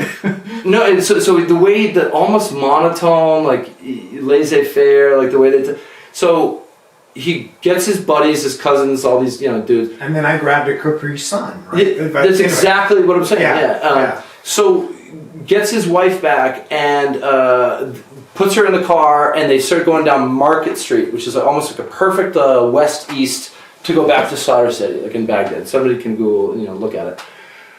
He describes then the wife's family, cousins, brothers, whatever, they get guns, and it was like a shootout along Market Street where like everybody's like, and then they go back to Sadr City, but because of the sectarian, once they get into Sadr City, it was like safe haven, right? So this is the type of people you're dealing with, right? So we kept working this guy, and this dude who was in 5th group, I want to say it was like 0343, or in like there was 2 ODAs, like 0344 or whatever, but maybe I'm saying too much. But ultimately, somehow, maybe through our portal, we linked up with each other. And I would meet him, cut out the middleman. I just met this dude once a week in the green zone, like either at the embassy. We would have the paninis. Anybody that's been to the embassy, you've been to the embassy, of course, right? The panini, this embassy's nice, right? So we would meet there and low talk, and then we would do our dual source. We would get our dual source human, because he had a guy who was also in that cell. And then we did dual source, and then we obviously got SIGINT. So he had a dude that was in the He had a guy that was also in the cell. Yeah, he had a guy that was also in the cell. So you're talking, so about 20% of that cell was dissatisfied with their job. No, and that's what. So not happy with their leadership. Yeah. No, so and there's like a 50 Cent lyric where he's like, I can't say the word that he uses, but he goes, "The dudes that are with you ain't even with you." Right. That is the essence of human. The dudes that are with you, they ain't even with you. Like, honestly, I speak a little bit of, 30% كلمة Iraqi, right? I'm 6'4", I look very American. Right. Right? I'm not like gonna go into Sadr City. Like, what you do is you just somehow, some way, and the other thing that I gotta say, big picture, is in a war zone, it's so easy to run source ops. Why? Because in a war zone, the level of desperation is 4 degrees 360. Mm-hmm. Right? There's no sewage, water, electricity, trash. You've lived on Haifa Street your whole fucking life, and all of a sudden some jihadis from Algeria? Who the fuck are you? Right. I can't go to the corner store and get a loaf of bread. Seriously. Right? So it's so easy Lots to do. Of dudes doing dirt. It's so easy to do human, especially we'll juxtapose it to Afghanistan later, where the reason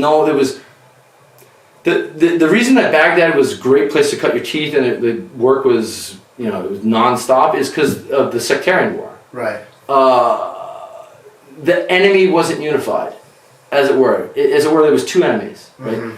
The thing with Afghanistan, and we'll talk about that later, is that it was all Pashtun, it was all Hig, there's us, and then there's you fucking dumbasses who don't belong here. And that was a whole, talk about the 6 things of a source. Accessibility was the hardest thing in Afghanistan because there's no cell phone towers now. So, okay, so back to the cell. So ultimately, with the SF dudes, it was 5th group guys. I met this guy on the 22nd of February, right? And shortly thereafter, I linked up with an intel dude that was in the 5th group that was like, floating around or whatever, blah, blah, blah. We met about once a week, and literally it was like, hey man, I'm gonna meet my guy in a couple hours. Is there any questions that you want me to ask? Because basically we're trying to fucking hit these dudes. So like, and we understand that we need dual source. So like, I'm trying to beef him up, he's trying to beef me up, not in a disingenuous or inaccurate way, but I'm like, okay, what do you need? What are you looking for? And then what am I looking for, right? So we ultimately got the dual source. Sadr City, we talked about it. It's going to be motherfucking Mogadishu when you go in there. And at one point, the way that you do it is, and again, there's so much to talk about, but at the end of every source meeting, you say, look, are you willing to do a positive identification someday? All this stuff that we talked about, someday, I might need you, again, we talk about IMINT, dude, let's be real. We're talking about either Baghdad or Afghanistan. IMINT hits a motherfucking brick wall pretty fucking fast. You feel me? Like maybe not in 2021, but I promise you in 2006, like you're gonna get sloppy if you think you know what the fuck you're talking about via IMINT. You know what I'm saying? Like in Saudi, like in Baghdad, like that, right? So, we worked together, and ultimately you can't hit them in Sadr City. So long story short, I met with this guy once a week, and this is kind of really important if you want to get into the weeds of how we hit this target. Any military people out there, anybody military out there, you guys know what an alpha roster is, right? So like every company, I don't know, maybe bigger, maybe you guys didn't have it, but there's an alpha roster, which is your company commander, his name and his number, and then the first sergeant, and then it's like a tree of this platoon sergeant and everybody. Like the alert roster. Yeah, it's the alert roster. We call it an alpha roster. I did. The alert roster. What was it called? The Ranger Battalion? It's like RF1. But it's every person in your company. We, from my experience, we had an alpha roster, which was a company, which is about 120 people, 4 platoons or whatever. Company commander, which is a captain, first sergeant, the whole tree of their number and everything down, right? At the end of the day, you need SIGINT, right? So these guys were pretty savvy, they were good, right? Baghdad had a lot of killings, as I mentioned, in 2006, but they had a lot of kidnappings as well. A lot of these cells were doing kidnappings for ransom, like, hey, we'll cut fucking Mahmoud's head off if you don't give us $8,000, I'm making that up, right? So they would do it for both financial purposes, but also to take your cell phone, to stay ahead of the curve via SIGINT, because they were hip enough that they knew that we were like, tracking their cell phones and shit like that, right? So, kind of taking a step back, there's an expression, and every MOS thinks that they're the best MOS, right? But in human, we say operations revolve around targeting. Targeting revolves around human, right? So obviously you need that SIGINT, but targeting revolves around human, right? So getting into the weeds with this, right? So this guy was in the cell. I was meeting with an SF dude who was, I think he was a warrant officer, so you would know better, but I might be making this up, but he was an 18 Fox, 180 Fox or whatever, right? I know. I met with him once a week. We got the dual source, and then when I would meet with my guy, I would get the blueprints to Haj Hadi's house. And then I want to talk, this is where the hippie comes in, right? I'm not looking for information, brother. I'm looking for intelligence. I'm trying to, this is Baghdad, right? I'm looking to remove that with which is malignant, and that with which is malignant only. Like if you have a little cancerous, and I would explicitly say this to Iraqis, Baghdadians, if Ibn Sina, do you guys know who Ibn Sina is? He's like a polymath. The first hospital in the world was in Baghdad. I think in the West he's called Avaris or something like that. But Ibn Sina is like a polymath, like 12th century. All Baghdadians know about Ibn Sina, right? He's like a hero, right? And I'd be like, so I would use the medical analogy, right? And so to talk about collateral damage and being surgical. And I'd say, look, one of the things that I would do again, I'm not looking for information, I'm looking for intelligence. What is the difference, right? Information is, hey man, I hate to break it to you, but there's drug dealers in the South Bronx. Thanks, right? Intelligence is at apartment 3C 123 Main Street, Soundview, Bronx. This is the diagram. There should be 8 kilos of fucking heroin in this closet, right? Just in that, right? That's intelligence, right? So every week I would, again, the hippie Massachusetts in me, right? I'm trying to get as surgical as possible because violence brings violence, right? So one of the things that I would do to kind of sneaky pressure a potential source or a source is basically be like, yo, there's a brigade of tobacco-spitting fucking idiot Marines from West Virginia that want to murk you. And I would physically do this. I would, there's a lot of dust in Iraq. I would reach to the ground, I would grab dust and I'd go, they want to turn your fucking neighborhood? And I would like, one thing I want to say about Intel is it's theater, but it's not acting. If you can, What's the difference? Explain. So I mean what I say. Right. I'm dead. There's no dagger, backstab, oh, I can't wait to fuck you over. That's not, those are the stupid movies. In real life, again, forever and ever and ever, I want to like, FaceTime you. How you doing? Go. Forever, right? So there's no backstabbing. What you want to distinguish is the theater. So you have to. It's not acting. I mean what I say. Right. So again, to stay on target, I'm like, look, I know that you know that I know that you know what's going on, right? Kind of John Reed, right? You want to offer them the most noble and honorable avenue. The most noble and honorable avenue to be like, okay, if we're just speculating, John Jones, who lives, he's the guy. Right. I don't know, right, but I'm speculating. Right. Right? You want to give them... I know you don't know who it is, but if you did know, who might it be? Yeah. Who would I want to talk to about that? Right. So... so much stuff's going on. Yeah, so fifth group, man. You're linked up with fifth group. You guys are plotting to go do these guys in. Yeah. So one of the things is that, and this is kind of cool. Post 9/11, there was like a camaraderie within the intelligence community, and it's really, really important that your source is your source. It's not some inanimate object that I can like. Okay, so this is how you use this.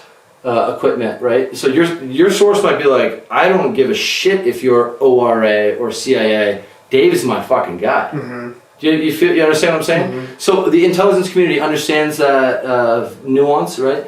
So this Fartusi network, they were hitting the Kurdish embassy. I don't know if the embassy is the best word, but the consulate or whatever. Fucking Kurdistan had something in the green zone. That was getting hit by the Katyusha rockets. The British embassy also was getting hit by the Katyusha rockets, right?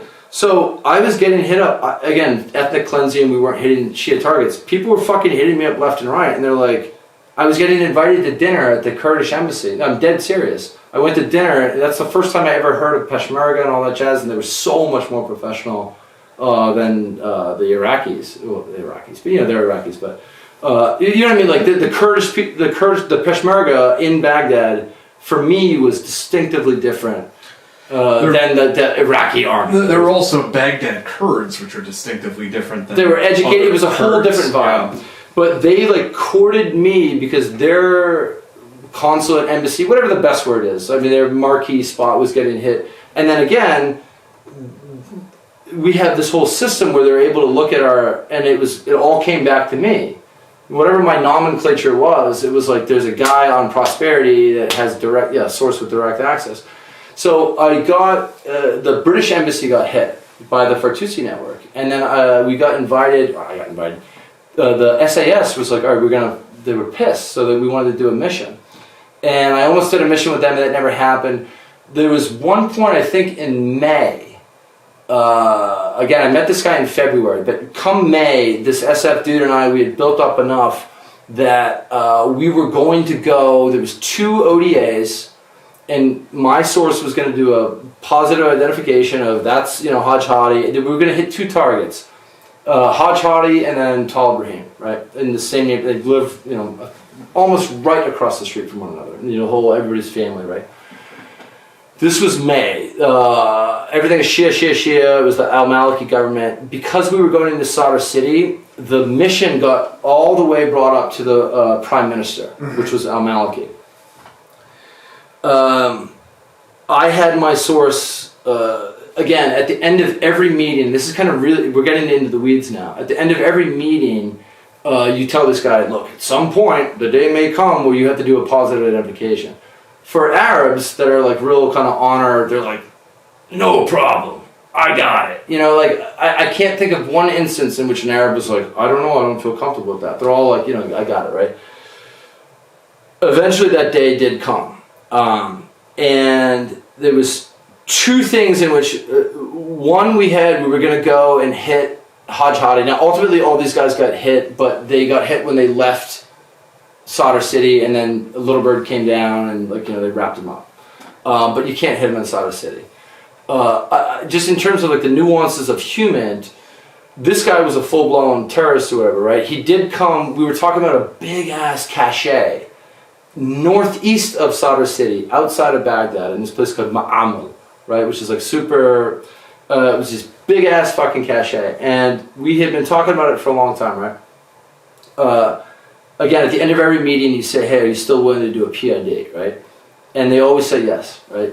So it was a Friday. I knew that this was going to happen, but you can never tell your sources because he's a fucking terrorist, right? Right. So this guy shows up, and I was like, hey, bro. I was like, today's the day. Yeah. You can't go home. Here's your mask. You can't go home. So I don't know. This is 2006. I had an iPod or whatever the fucking turn thing was. Anyways, we got a bunch of onion rings. We got some porn. I had this iPod. He was fascinated. I played 50 Cent, and then the next song was Aretha Franklin. And he was like, what the fuck is going on? He was so fascinated.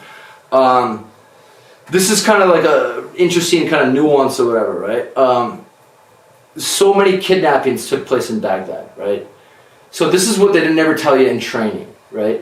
And this is where a field agent makes his decision.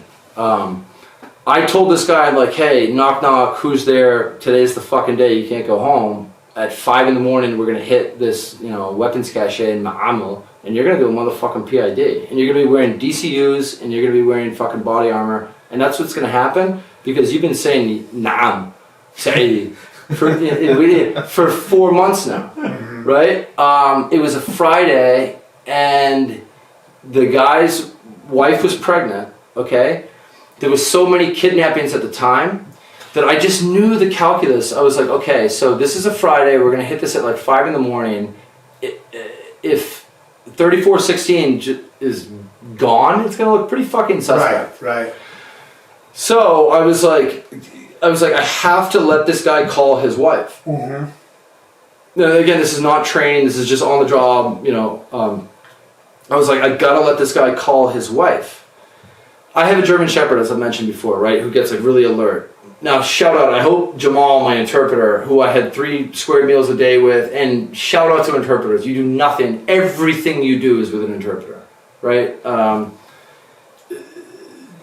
I've never seen anyone, whether it be a fucking canine or anyone, more focused than when this guy, my source, was calling his wife and saying that he wasn't going to be home that night. He said something like, oh, I'm going to stay with my brother, don't ask any questions. But he had, potentially he could have said some weird code that I have no idea, but Jamal, that's why Jamal was he was German Shepherd, McGerman Shepherd, right? But I made the command decision I was a specialist at the time, right? E4. You got to let him make this phone call. And so he called his wife, and he's like, blah, blah, blah, I'm not going to come home. Hit time was supposed to be about 5 a.m. About 1 a.m., we got a phone call, mission off, mission off, mission off. SIGINT is popping. They're ready for you. So because it went all the way up to Nuri al-Maliki and everything is like, it was leaked. And the way that Sadr City works is, when I say it's a fortress, I mean, they had machine gun nests. They had a 24/7, like effectively a private in Jaish al-Mahdi, that their job was to just sit there and to man an IED. Mm-hmm. Like, so it was wired. Whatever it was wired. It was around the corner. The main avenue, whatever, where we would just sit there, and I don't know if it was a 4-hour shift, and then I replaced you, and it's another 4-hour shift.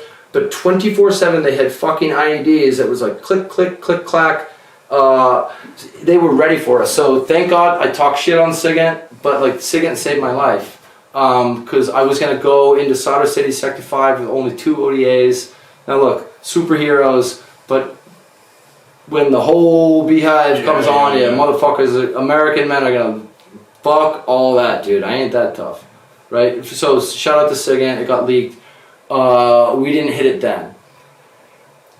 Maybe a month or so later, I got my buddy, the SF dude, he like invited us over, and he invited us over just to brag that the main guy, he left, I think it's Obeidi. Obeidi is the neighborhood that's east of Sadr City.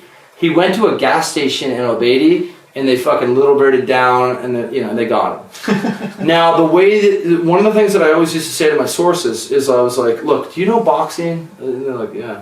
And I was like, you know how like when one boxer hits another boxer and he can just see that he's seeing stars or whatever, he just fucking lays it on. I was like, that's what we're gonna do.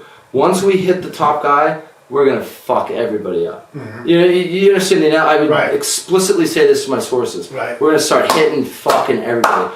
And what happens is the alpha is the alpha because the alpha is the alpha. The number one is the number one because he's the number one, right? Now you take him out, by definition, the guy that replaces him is a little less as good, right? And then you fucking hit him. And then they start getting really sloppy with SIGINT, you know what I mean? And then you start fucking hitting everybody, right? So the third command, so we hit ultimately this guy, 3416, and I'll wrap up this 3416 here in a second. We hit Haj Hadi, Shalas Al-Fatusi, 5th group got him in July of 2006.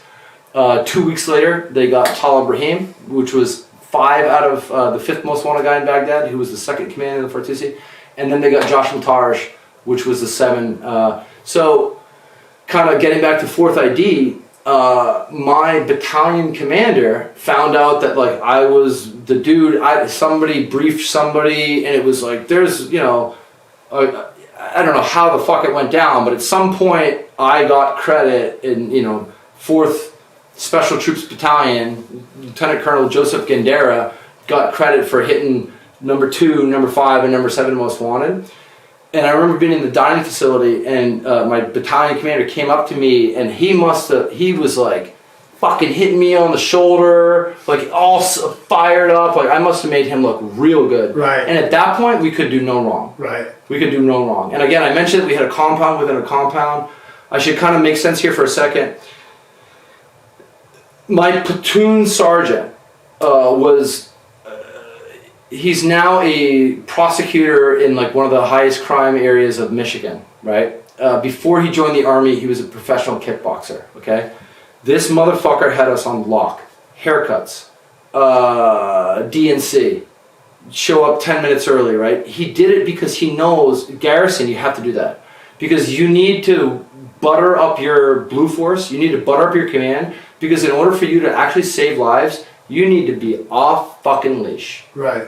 Do you understand what I'm saying? Yeah. For me to do my fucking thing. It's one of those things where, like, if you follow the little rules, yeah, you can break the big That's rules what I'm without saying. people noticing. That's what I'm saying. So shout out the easiest job in the world were the actual officers in my military intelligence company, because my platoon sergeant is the last samurai. Yeah. The last. He is, we have a signal group, there's 6 of us. I know my fucking role. I jump when he says jump.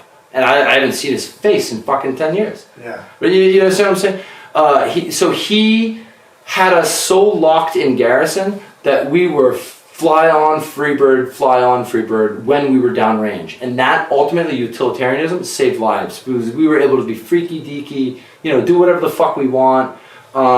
So we hit with 5th group, we hit the 2nd most wanted, 5th most wanted, and 7th most wanted guy, right?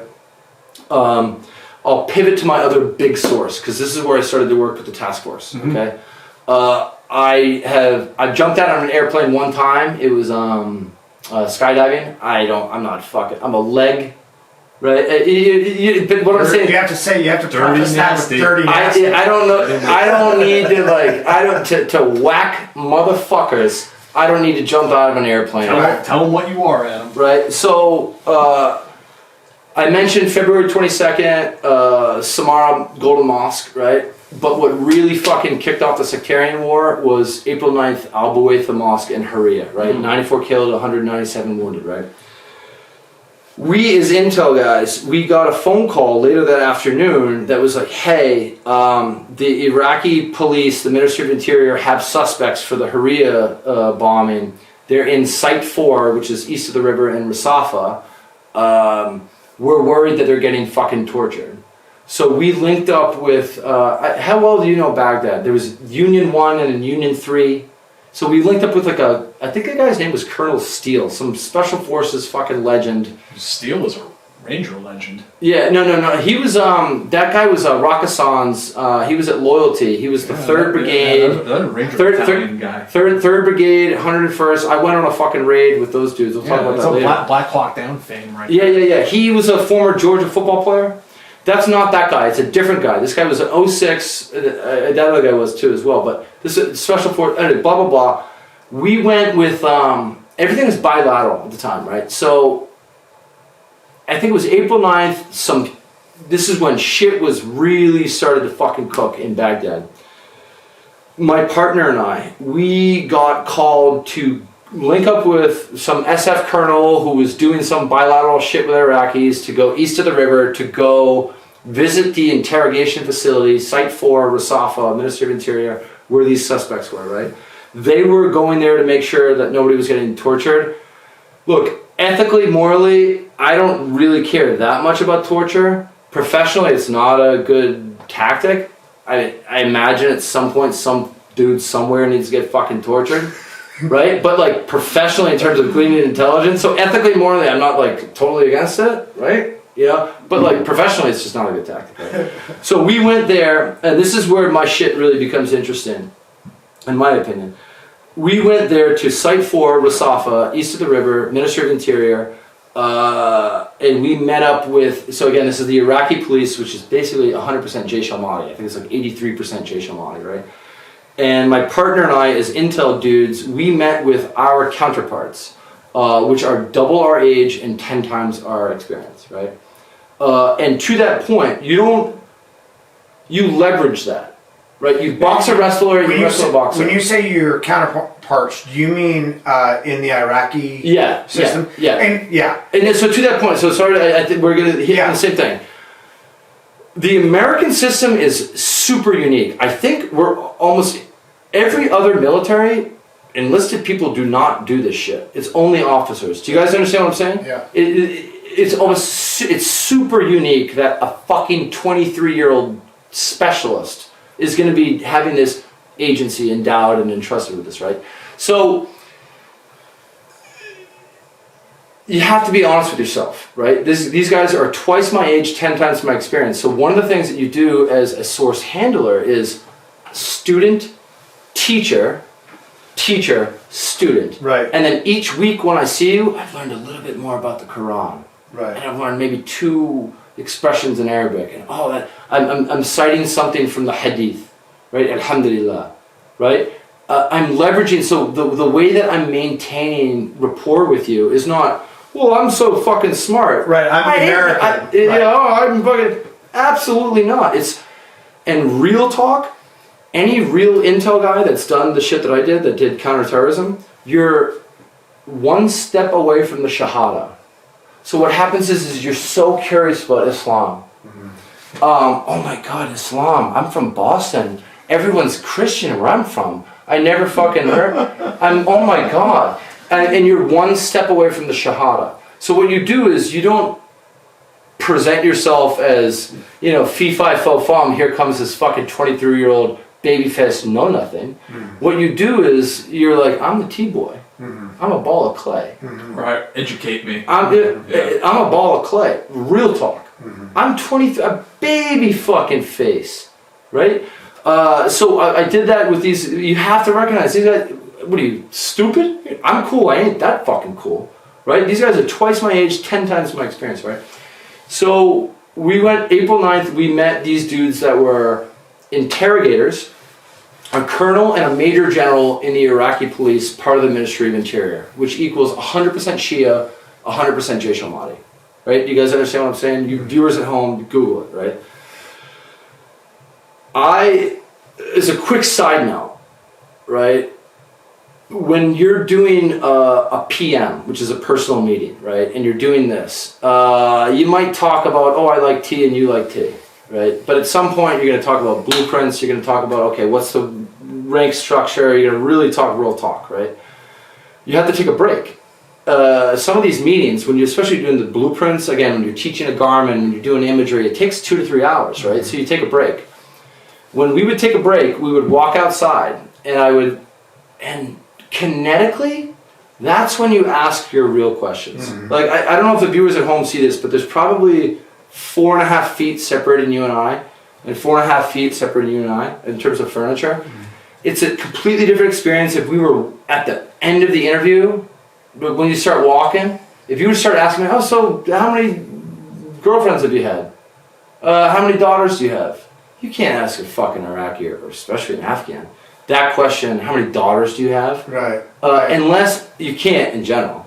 But you have to do that when the meeting's over and you're walking them to the car. And you're physically kinetic.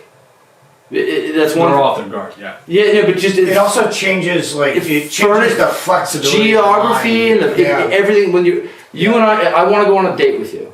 My best date with you is walking in Central Park, versus the fanciest 5-star French fucking whatever. You're sitting here and we're a can of sardines and people are listening. So where are you from? Right. How many siblings do you have? That's not how you fucking get to know somebody. Right. It's hard to establish a state, like a solid state. Physical, kinetic. Yeah. No, it is. It's everything's fluid and there's fresh air, and you can ask that taboo question. Yeah. I can't ask the taboo question here. And I can ask it. The inner cut. Now we start walking. That's when you get your. Obviously, I've lost my track here for a second. The second source. Yeah, the second source. So this is 3421. Right. So you went to. So this is 3421. You need refill over there? Yeah, brother. So this guy, we'll call him Colonel Ali. Okay. He was an actual colonel in the Iraqi military before they were disbanded. No, he was a colonel in the Iraqi police.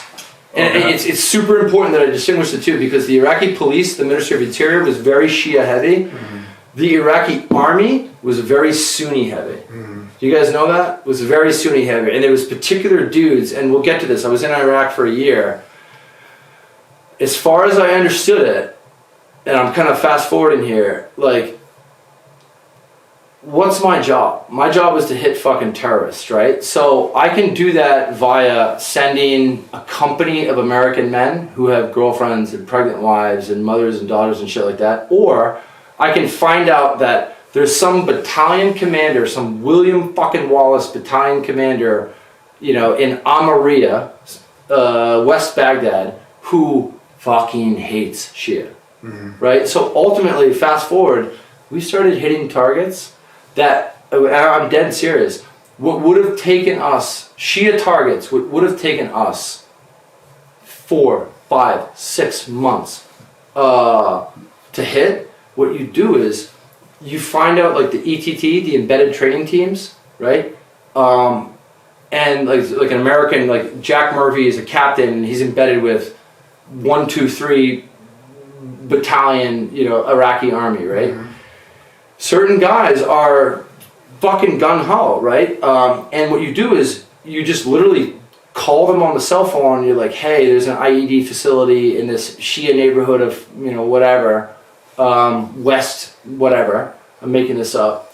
And it would take us forever and ever and ever to send 120 American lives to do it. But what you do is, when I say minutes, eventually I got savvy. In fucking minutes, you can get an Iraqi army battalion that will be like, fuck it, let's go hit it. Right. So for me, from, again, freelance, after the course of a year, I'm like, look, man, I don't kind of feel like putting Charlie Jones, 21-year-old, who's from West Virginia with a pregnant wife, like kicking down that door. I'd rather just send a bunch of Iraqis to do it, man. Why not? Because they seem pretty fucking motivated to do it, right? 3421. This is where like intel gets weird, right? Shout out to Rangers and SF, but y'all roll around with like 10 guys, like 12 guys. A lot of times we do shit alone, kind of off the reservation, right? So I met with this guy and I just vibed with him. He was a colonel in the Iraqi police, Minister of Interior, Shia. I read reports on him. He was a bad dude.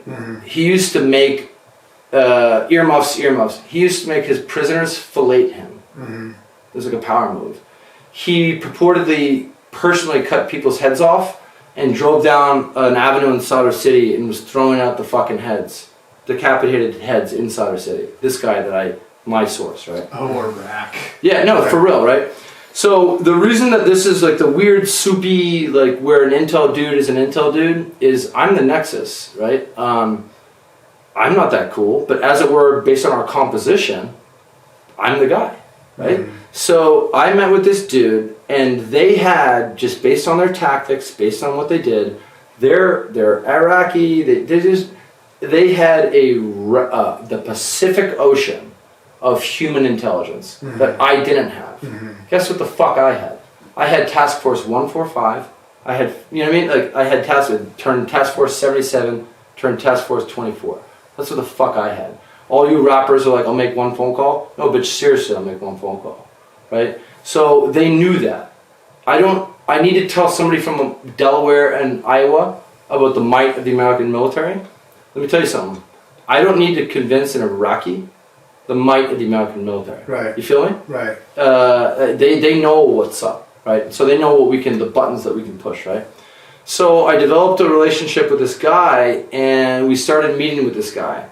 He met with us, and I met with him because of this reservoir of human intelligence that he had. He was a Shia in Jaish al-Mahdi during the sectarian war that had beef with all things Sunni, right? And I was the portal to the hegemon that sent people to the fucking moon in the 60s, right? I don't know if I finished that, but when we would go outside, I would take a break and I'd say, hey, you see that rock in the sky? See that fucking rock up there? I represent a fucking country that sent people to that rock in the sky 50 years ago. So... Set the all fake.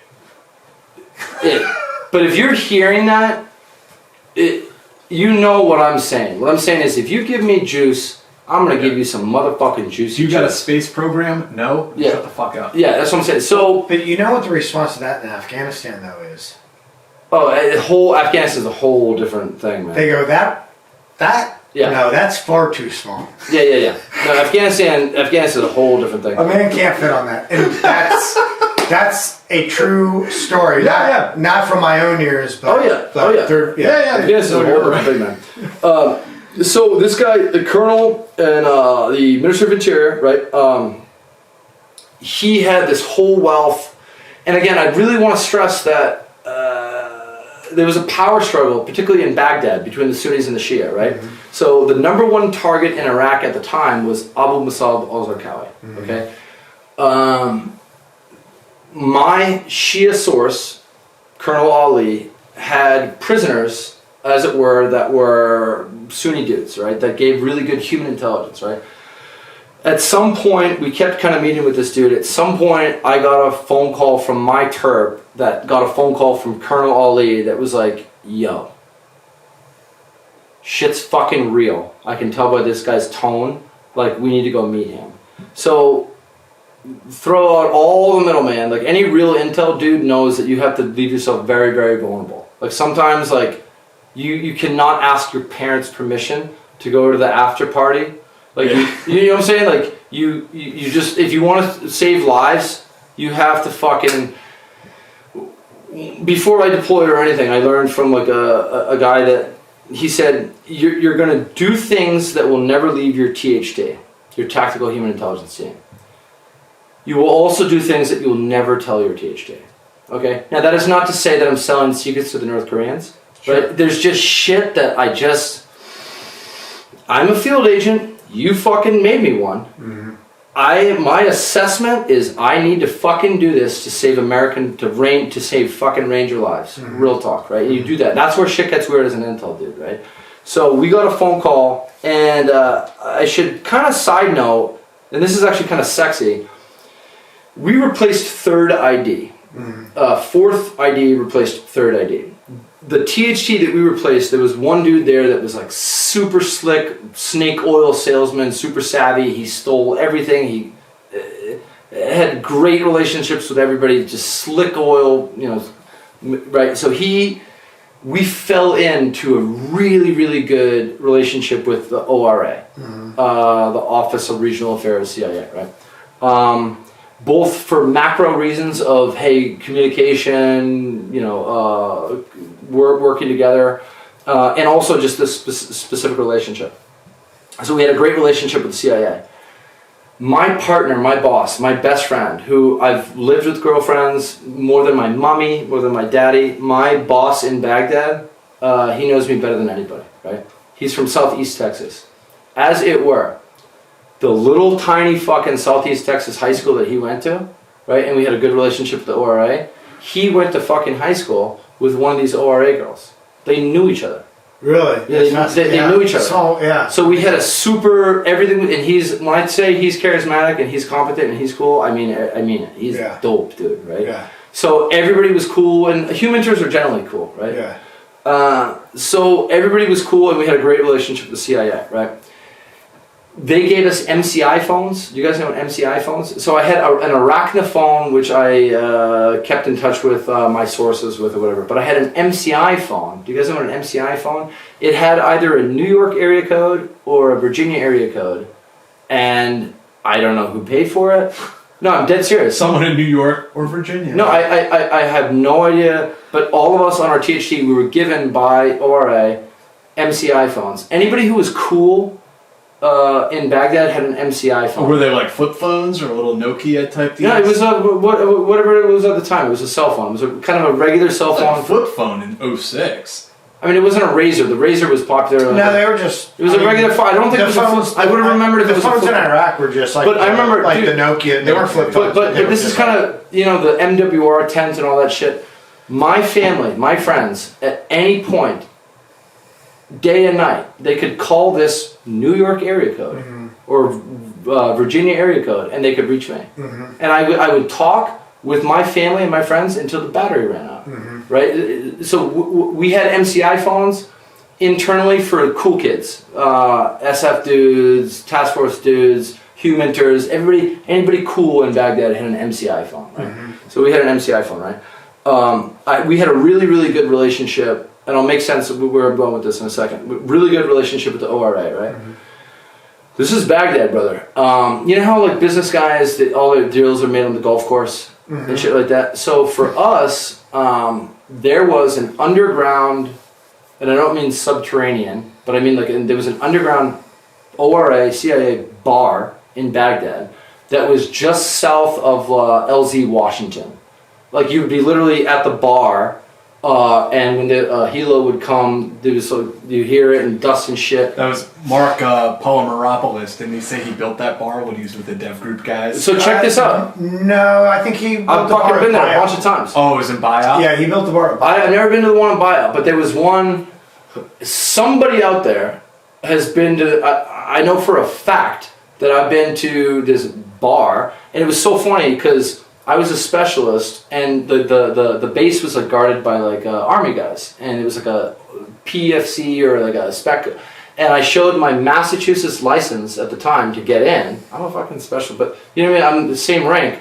But I went in with the CIA people. We got picked up in an up-armored Mercedes. I'm about to get real with some stories here in a second. Let's do it. Yeah, I mean, like, so future girlfriends, you're going to hate me, future employers, but I can't tell the story without getting real, right? It's very relevant that the Bob Prosperity was super beautiful. It was super nice. We had a beautiful, and then we had a compound within a compound, right? We had a beautiful meeting room. So there's a kind of a colloquial, what's the word where you, congenial, where everybody gets along? Is that the word? Congenial? Sure, yeah. So in the intel community, so if like the 10th Mountain guys, the humanters in 10th Mountain that were like in bio, if they had to meet with their source and they needed to use our room, we would let them use it, right? We were friends with the PSYOP guys, and we had like a bunch of cool t-shirts and shit like that, right? And I'll make sense of why I'm saying all this, right? But it was like a cool place to hang out. It was a cool, and Jared's my boss, we were like kind of cool dudes, right? It was a good kind of Camp David type deal, right? So we had a great relationship with the ORA, and because of the relationship that we fell in on, and then it was kind of double whammy with like, oh, I know you. We're from the small South, right? So we started going on Thursday nights, right? Why on Thursday nights we started going to hang out with, it was like a who's who, task force guys, SF dudes, CT people, ops officers, or case, we called them case officers at the time. Everybody was like, it was cool kid humanters. At this like bar, it was run by a British couple. Maybe I'm on a LSD or something, but I'm telling you, it was a man and a woman, a British couple. It was $2 anything you want. It was a beer, $2 anything you want. And then what happens is for the first, it's who's who. And for the first like 3 or 4 drinks, it's, oh, I played baseball too. Oh, you played third base? You look like a third baseman. And then it's like after the 4th drink, it's like, okay, what the fuck you got in Cyber City? What do you got in Amaria? You know what I'm saying? Like, after a couple drinks, and it was really good business. Now, big army would be like, oh, Adam, Specialist White, what are you doing? General Order number 1. Yeah. What are you doing? But it was good business, right? Was there a dance floor? I think that's what everybody wants to know. There was a bar, and then like a little deck. But I ended up meeting, I think it was through there, I ended up meeting these task force guys. Okay. And then, so this Colonel Ali dude, who was in the Ministry of Interior, he had juicy juice in terms of human. At the end of the day, it was beneficial for me, the human that he had. How he got it, I would not say is ethical. No, I'm being real. I mean, it was fucking super torture, right? And I'll kind of speak to that in a second. I started to become friends with this guy, right? He invited myself and my interpreter over to his apartment, which was on the 8th floor of apartment complex in Baghdad, right? This is not in sector, it's in the green zone. But it's still myself and my interpreter on the 8th floor of a guy who makes his prisoners fillet him and just cut heads off. Right. Okay, it's just myself. And you don't walk in there with a platoon of fucking Navy SEALs. You don't do that on a meeting. That's the Iraq I know and love. That's what I'm saying. You don't walk in there with a long barrel. Right. Because that shows that you don't trust them and you're not cool. Right. So your PTSD as a intel guy is that for you to really pick that fruit, you need to be naked, fucking McNaked, dude. So it was just myself and my interpreter. I had, I'm a lefty, so I had a leg holster 9mm. On my Arachna, I had texted my friends where I was, like my ad hoc fucking QRF, quick reaction force, right? And myself and my interpreter, we went to go meet this guy, Colonel Ali, 8th floor. And this is the sectarian war at the time, right? I keep mentioning this. That means there's militia checkpoints everywhere. So he was like an hour late for the meeting because he got caught up in a militia checkpoint, right? I knew that I was safe. The guy has 5 kids. When we knocked on the door or whatever, the person that greeted us was his youngest son, whose name was Hamoudi. which is a nickname for Muhammad. Like it's like Johnny, and then eventually you become John, right? So he was.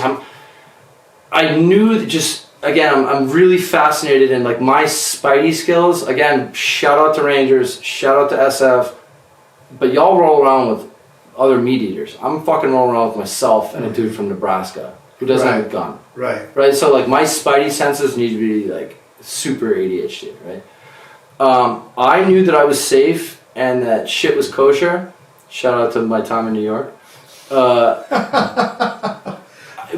Because It was halal. it was halal. Because Hamoudi, his youngest son, who was 5 years old at the time, he greeted us and he goes, "Assalamu alaikum," and he like gave us a double kiss. Right. Guess what, man? I mean, I don't know how old Alice is. Alice is like 9 or 10. If you fucking hated me, I would know, not from you, from Alice. Yeah. Alice would be like, "Oh, you're that fucking loser." You're in like Flynn. Yeah. So I just knew, this is where the spidey sense, brother. And I have a fucking 9mm. I have an M92 Fox Beretta. What is this fucking thing? M9. M9. Which is Army nomenclature. Yeah. I have It's a 92F in the civilian world. I have a fucking M9. What's that gonna do me? Right? Yeah. Not much if they decided to whack your head off. Nothing. So this is kind of where my whole, honestly, this story I'm telling now is kind of where my whole kind of life changed. I'm being a little dramatic, but trust me. So this guy, it was a militia checkpoint. He got caught up. I'm on the 8th floor. It's a traditional Iraqi family. So like his wife's in the kitchen. I can't talk to his wife. She can't serve us tea and lemon tarts.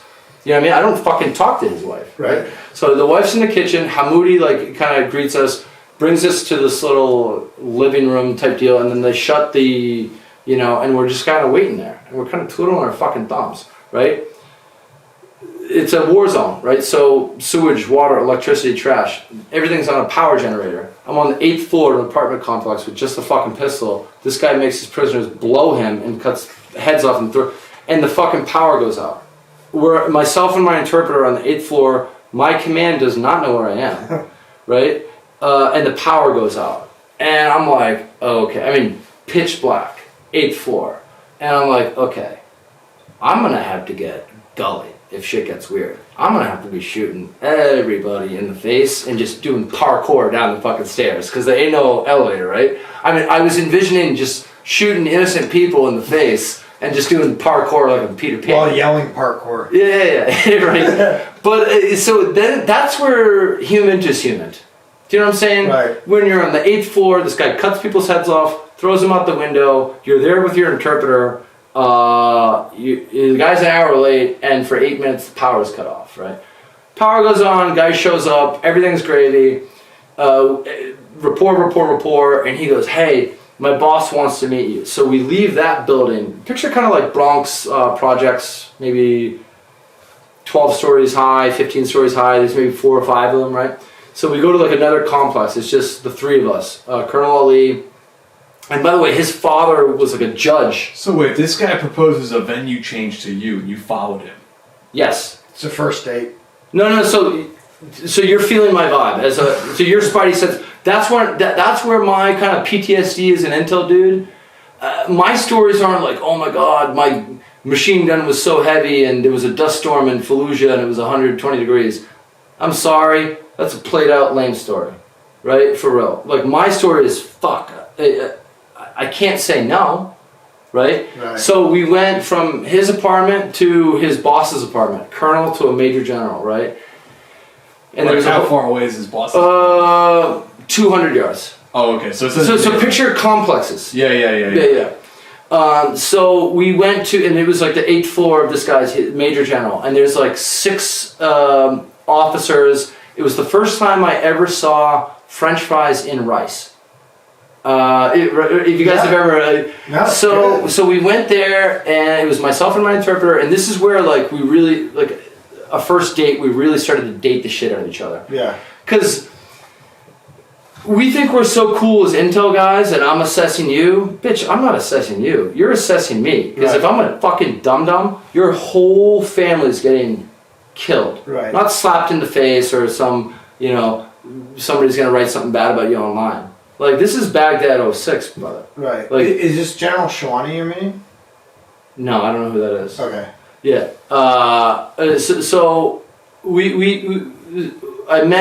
went with this guy that was maybe it was myself, my interpreter, and maybe 6 kind of Ministry of Interior interrogators, Iraqi police, high ranking, but they're all kind of Jaish Amani as well, right?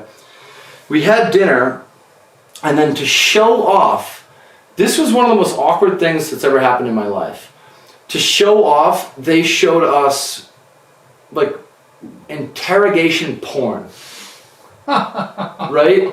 They showed us, my interpreter and I, they showed us interrogation videos, confession videos of Sunnis that were admitting their transgressions before they were about to be executed. Right.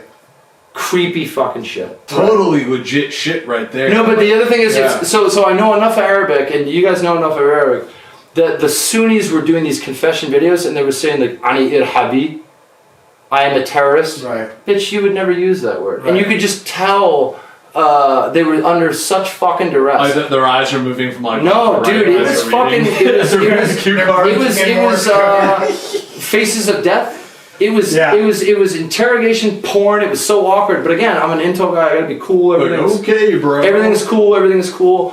But henceforth, and then kind of everything was fine. And I remember when I say my life kind of changed. I remember kind of looking around and being like, and this is Baghdad 2006. These guys know that I'm not supposed to be there, which is kind of my merit. Like, you know what I mean? There's a Why weird... is this white dude in the room watching his VHS tapes? Yeah, no, but they knew that, like, I'm a little off the reservation, which simultaneously is beneficial to me, but it also kind of puts me in trouble. Right. You know what I'm saying? Right. So I knew, again, I'm not exact. This is Brooklyn 2021. I do not think that door is going to get kicked down on guys with... 0% of my being suspects that that's going to happen. Right. In fucking Baghdad 2006, I thought legitimately that might happen. Right. And I was walking, I'm not a tough guy. I am not a tough guy. But I was like, I'm going to fucking, if that door I'm going to fucking shoot everybody in the face. Oh, you're pregnant? Fucking, you're a little kid? You know, like, I'm being absurd, but I was like, I'm going to start parkour, getting the fuck out of here, and then we're going to figure everything else out later, right? For real, right? When you talk about the experience of these guys, I think it's important for people to realize that both in Iraq and Afghanistan, that the intelligence apparatus, the Ministry of Intelligence, or the Ministry of Interior, and then like in Afghanistan, the NDP, the National Defense Police, and people like that, like some of them were very, very savvy, like, in the Ministry of Interior in Iraq, a lot of those people had come from the Saddam Hussein regime, and in order to just stay alive under Saddam, they had to be, even though they were part of his intelligence, they had to be very savvy. And then with the NDP, a lot of them were Russian trained. They were trained by the KGB and had been doing human intelligence. I'm cool. I'm not that ages. cool. Like I became cooler and I was successful in recognizing that I'm looking at George Clooney and I'm fucking Kid Brother. Well, you didn't underestimate them, which I think a lot of Americans did. You know? So I used to tell my soldiers, and this is kind of really important. It was a rhetorical question. I was like, hey man, what application process did you have to go through to become an American? Exactly. You know, you are no better. You could have been, first off, I mean, just in terms of pure mathematics, your sperm maybe, you could have not won. Right. You could have been a fucking limbless kid in Nepal. Right. Dude. Right. You were born in, right? You know how fucking lucky you won the are, lottery. Dumbass. Yeah. Lucky you're not special. Yeah. How fucking dare you? Yeah. And in terms of I used to tell my soldiers, it's really important. I was like, when you put your grandkid on your knee, I was like, I want you to say, when I lived in Iraq, when I lived in Afghanistan, not when I was deployed, because that's indicative of the lens through which you view it. I want you to be freaky deaky fucking hippie McGee, right? Oh, when I was breaking bread with the owl fucking whoever's, right? If you word it that way, then reverse engineering, it means that the lens through which you view it is that you're actually trying to figure stuff out, right? So everything was cool with the interrogation videos, right? Go ahead, I'm sorry. No, I was just going to say, remind everyone, thanks for joining us tonight, watching the show. And remember to subscribe to the channel and hit that bell icon and hit the, I think it's all notifications tab on there, so you get notified every time we go live. Otherwise, they kind of screw you. So please remember to do that. So Adam, you're in this apartment and you're watching interrogation videos of these Iraqi police officers, which is kind of like, holy fuck. Yeah, no, and so like snuff videos. It was honestly genuinely sketchy and awkward because these dudes, again, man, this is not the guys that I was watching confessing were about to be murked, right? And you could just tell that they were saying what they were saying, knowing that they were going to die to save their families. Mm-hmm. Do you understand what I'm saying? Yeah, I don't know if you guys at home know that, but this is not, oh my God, south side of Chicago is so bad. Yeah, but Baghdad was really, really bad at this time, right? So it was sketchy. Long story short, at some point they had a prisoner that they turned who was in the inner circle, a bodyguard, personal security detail of Abu Musab Al-Zarqawi. Mm-hmm. Okay, and this is where it gets interesting, right? So my first source was the Fartusi network, Shia. We got them down. For me, if you were to like put a tombstone on my military kind of career, it would be what I'm about to tell you. Oh, and by the way, if you have questions for Adam, make sure you hit us up. Go ahead. And any of my friends out there, you better fucking donate $1 or so. I'll pay you back over Venmo, but don't be cheap ass bastards. No, seriously, don't be cheap ass bastards. Go ahead, continue, please. So I got a phone call, and you can just tell, like everything is tone. You can just tell. I got a phone call one night. It must have been in April. It was in April of 2006. Shortly after I met Colonel Ali and did the snuff video, fries and rice, lamb dinner. It was, hey, this is something. We got to spin up. We got to meet this guy. So I went back to his apartment up on the 8th floor or whatever, blah, blah, blah. At this point, we had, I honestly, I genuinely don't know how we linked up with the task force guys. I genuinely don't know. Yeah. But I knew there was 2 dudes specifically that I worked with. I guess I'll say their names. Maybe one dude, his name was Brent. The other guy, his name was Will. Mm-hmm. Right. I guess they were both 18 Deltas. Okay. Right, and that was their MOS. But these guys were not on an ODA. You feel me? Yeah. And I worked with CIA. I worked with CIA a lot. I worked with CIA on Joe Carroll. So anything Joe Carroll, we would do meetings with CIA. And I was 23, 24 at the time. My CIA counterparts were like 29, 30. They were smart. One dude was like a Harvard law grad that had, after 9/11, applied to the FBI, but he had smoked pot within a year. So the FBI is like later, and the CIA is like, wait, you're a Harvard law grad? Yeah, come on. They were smart, super competent, but like, again, I'm super biased, but like, they're not, in terms of granular, mm-hmm. There's just questions that you would ask as a dude who's done DAs mm-hmm. that like, you wouldn't ask if you got an anthropology degree from Georgetown. DAs are direct actions. Do you understand what I'm saying? Yeah. Oh, there's a wall? Cool. How thick is it? Mm-hmm. What's it made out of? Mm-hmm. Oh, there's crops. There's a river.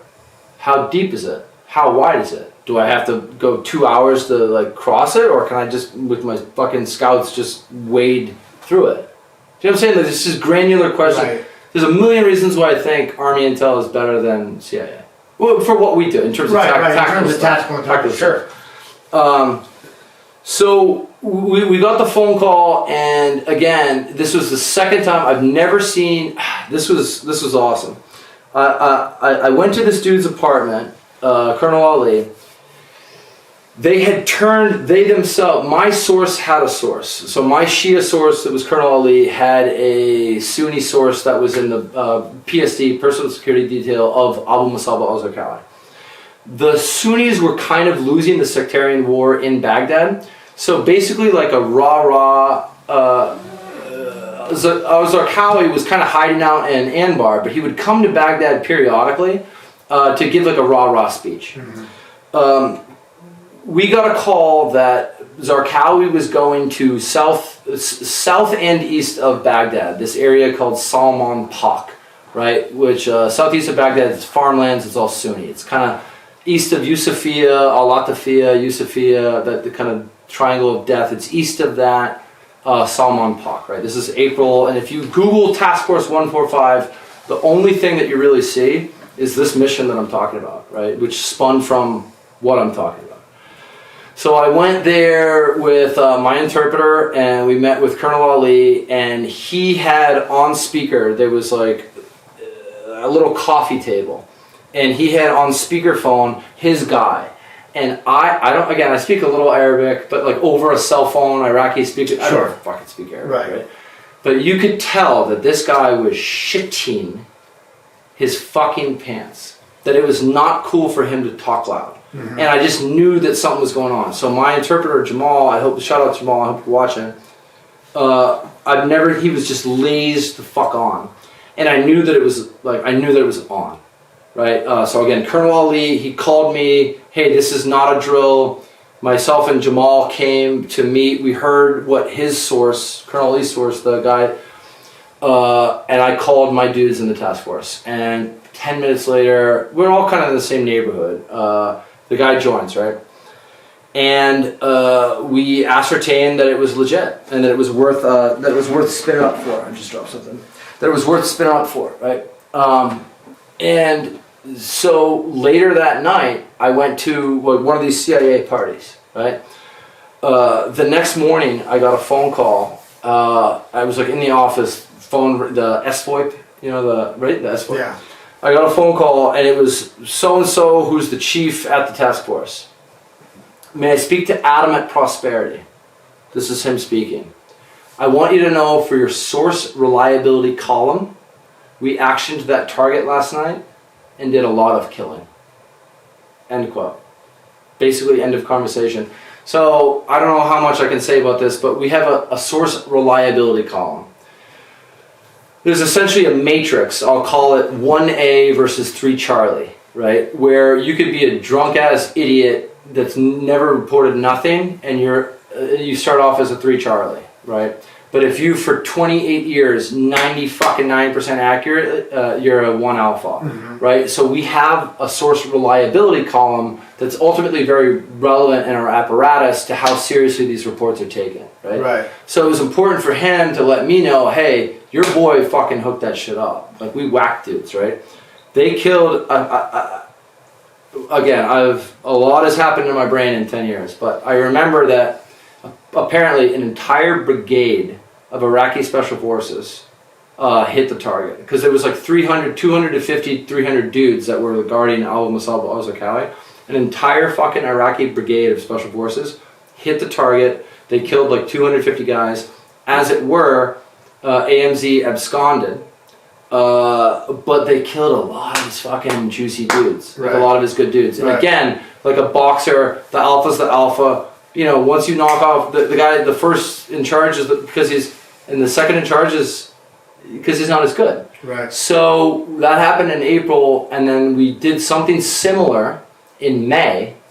Again, hit his other, and then ultimately June 7th, 2006. I think it was kind of close to Samara or Taji. I think it was Taji. June 7th, 2006, we dropped that JDM. And then the Rangers, they tried to resuscitate him, but we whacked that motherfucker. Mm-hmm. It was the Delta guys. But whatever it was is that on June 7th, 2006, that particular operation I had nothing to do with. I do sneaky take a little credit, because in April we whacked the fuck out of his... You set up the chain of events. Yeah. Your immune system, right? Yeah. We fucked up a lot of his dudes in April, and then in May, and then again, shit gets sloppy.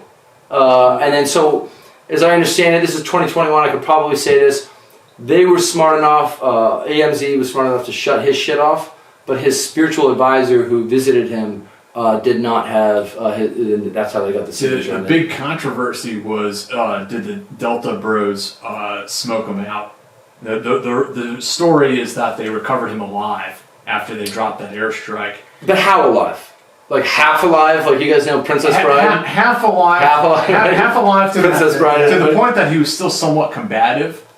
Good for him. Yeah, and so the story, I've heard two stories. One was that he was trying to fight the guys on the stretcher as they carried him off. Good for him. And they Right. snuffed him out right there. Yeah. The other story is they got him into the ambulance and they fucking strangled his ass there. I mean, I don't know anything about that. I mean, honestly, at the end of the day, I know it seems super personal, but what's the difference between that and a JDAM? I mean, if a dude is an enemy and you're going to kill him, you're going to kill him. I mean, that's... Yeah, but I mean, I guess I'm you talking wanted the war intel. crimes. Yeah, I'm not losing any Yeah, sleep over yeah. Zarqawi, but at the same time, there's a world of difference between dropping an airstrike and like killing a dude in cold blood. It's pretty different. Yeah. Well, dropping a JDAM when he's driving down the street is killing him in cold blood too, right? Not really. No, he's an armed combatant on the battlefield. Huh. I mean, I would say, and we'll talk about Afghanistan later, but like, I definitely, in terms of just, I respected my enemy in Afghanistan a lot more. Go ahead, brother. We're 3 hours in at this point. Oh, shit. So- We should answer some Yeah, questions. I'm gonna get Yeah. gold star for Dave for pointing out the difference between Pashtun versus Arabic difference from Ian. What are you, a fucking dum-dum? They're completely different ethnicities. Scrolling through.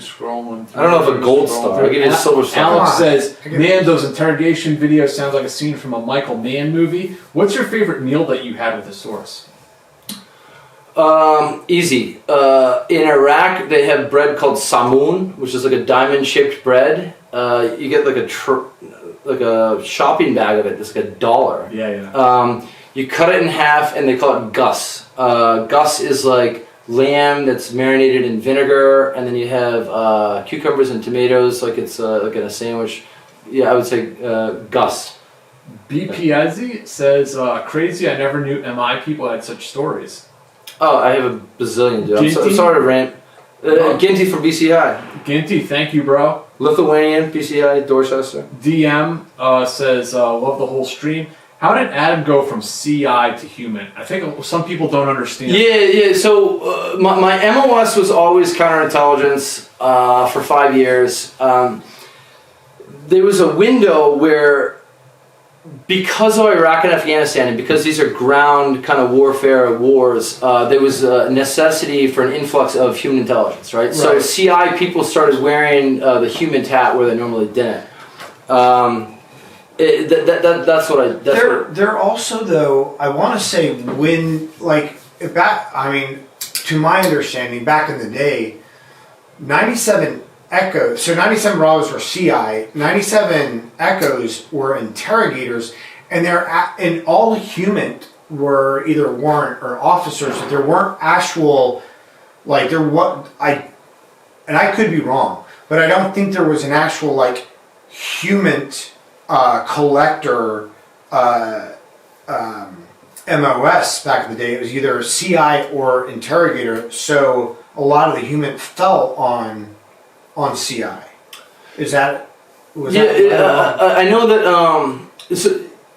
there was definitely, we started doing, I honestly don't even know, traditionally CI is kind of lame to my mind.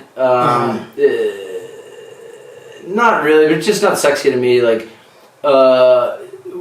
In terms of Iraq and Afghanistan, they were putting CI guys on these THTs, which was like a blend of, a normal THT was like 3 green suiters, a mix of counterintel and human, which was 97 Bravo, counterintel, and then 97 Echo, human intelligence collector, which used to be interrogator, but after Abu Ghraib, they turned it. Okay, so it did change after. And then you had two interpreters that were Cat 2s. Cat 2 is with a secret clearance. Yeah, man. So it was neat. Ultimately, we were able to. I guess my best sources are taking down the Fartusi network and then really putting a lot of pressure on AMZ. Right. And I ended up working with the task force quite a bit. Just gun to my head, there's a whole different vibe, man. The people that do the badass shit for the DOD, they're deeper, bigger, faster, tougher, stronger than the people that I worked with in the CIA, in my opinion. Yeah. Like the spookiest the spooky fucking dudes out there Yeah. are ultimately Army, U.S. Army, in my opinion. Yeah. Whether Well, task force, There's a lot of stuff that like you guys get into too, without going too much into specifics. Like there's the detachments and Dude, there are all these little projects. Everything is so compartmentalized. I was recruited for an SMU by my first sergeant at Fort Gordon And SMU is a special mission unit. Yeah, because I was like physically fit, but specifically I was recruited for an SMU in the middle of the day because earlier that morning when I drove into the parking lot, I was blasting Etta James, I'd Rather Go Blind. Okay? So my first sergeant, as it were, was like raised by his grandmother and fucking loved that shit. And like literally like that was the straw that broke the camel. He invited me into his office and he was like, do you want to be a part of an SMU? And it was earlier that morning because I was blasting I'd Rather Go Blind by Etta James. There's a lot of, I promise you, he did not ask my first line supervisor or, there's just a lot of weird stuff in intel. And I don't mean to sound super cool, but like there's a whole, I'll give you an example, right? Like, pretty much kind of sort of everybody in Spec Ops kind of sneaky knows what other people in Spec Ops are doing. Absolutely not the case in Intel. I mentioned this dude who went to Georgetown, witnessed 9/11. I fought with him in southern Baghdad in the surge. I traveled all throughout Thailand, all throughout Eastern Europe with him. Like on day 16 of a 19-day trip in Eastern Europe. No cell phones, we're in like Kotor, Montenegro. Walking along, and I asked him about this program that he had like applied to, right? Years of friendship. We're on live camera, right? Nothing. Yeah. He didn't say fucking nothing, right? And I had been in firefights with him, right? So it's a whole different. I was actually worried that I was going to say this and how ridiculous it might sound, but you may be doing stuff that you're not even totally aware of. Like my last assignment, so this SMU, my last assignment was Kuwait. It was called Field Office Southwest Asia. How mundane is that? And the more badass you guys sound in Spec Ops, the more badass you are. The more like general maintenance facility. Like that's an intel unit is splitting throats. Right. Right. Our vibe. So I did my last assignment was Kuwait. It was part of INSCOM, so we were doing, I'm a green suiter, Army, but I'm doing operational stuff for NSA. Why am I doing that? Because, well, I'm a super geek within the Army. Why would the NSA, like, basically train some guy to be a field agent when they can just tap into us? I'm super vetted at that point. You don't get invited into those programs unless you're vetted, unless you're blasted and I'd rather go blind. Right. Yeah, I mean, it's to some extent it's the same in JSOC in that there are like these little planning cells that are doing like some sort of contingency or like if this happens, what are we going to do? And so they're brought in these little committees that are planning things that the rest of the unit's not privy to.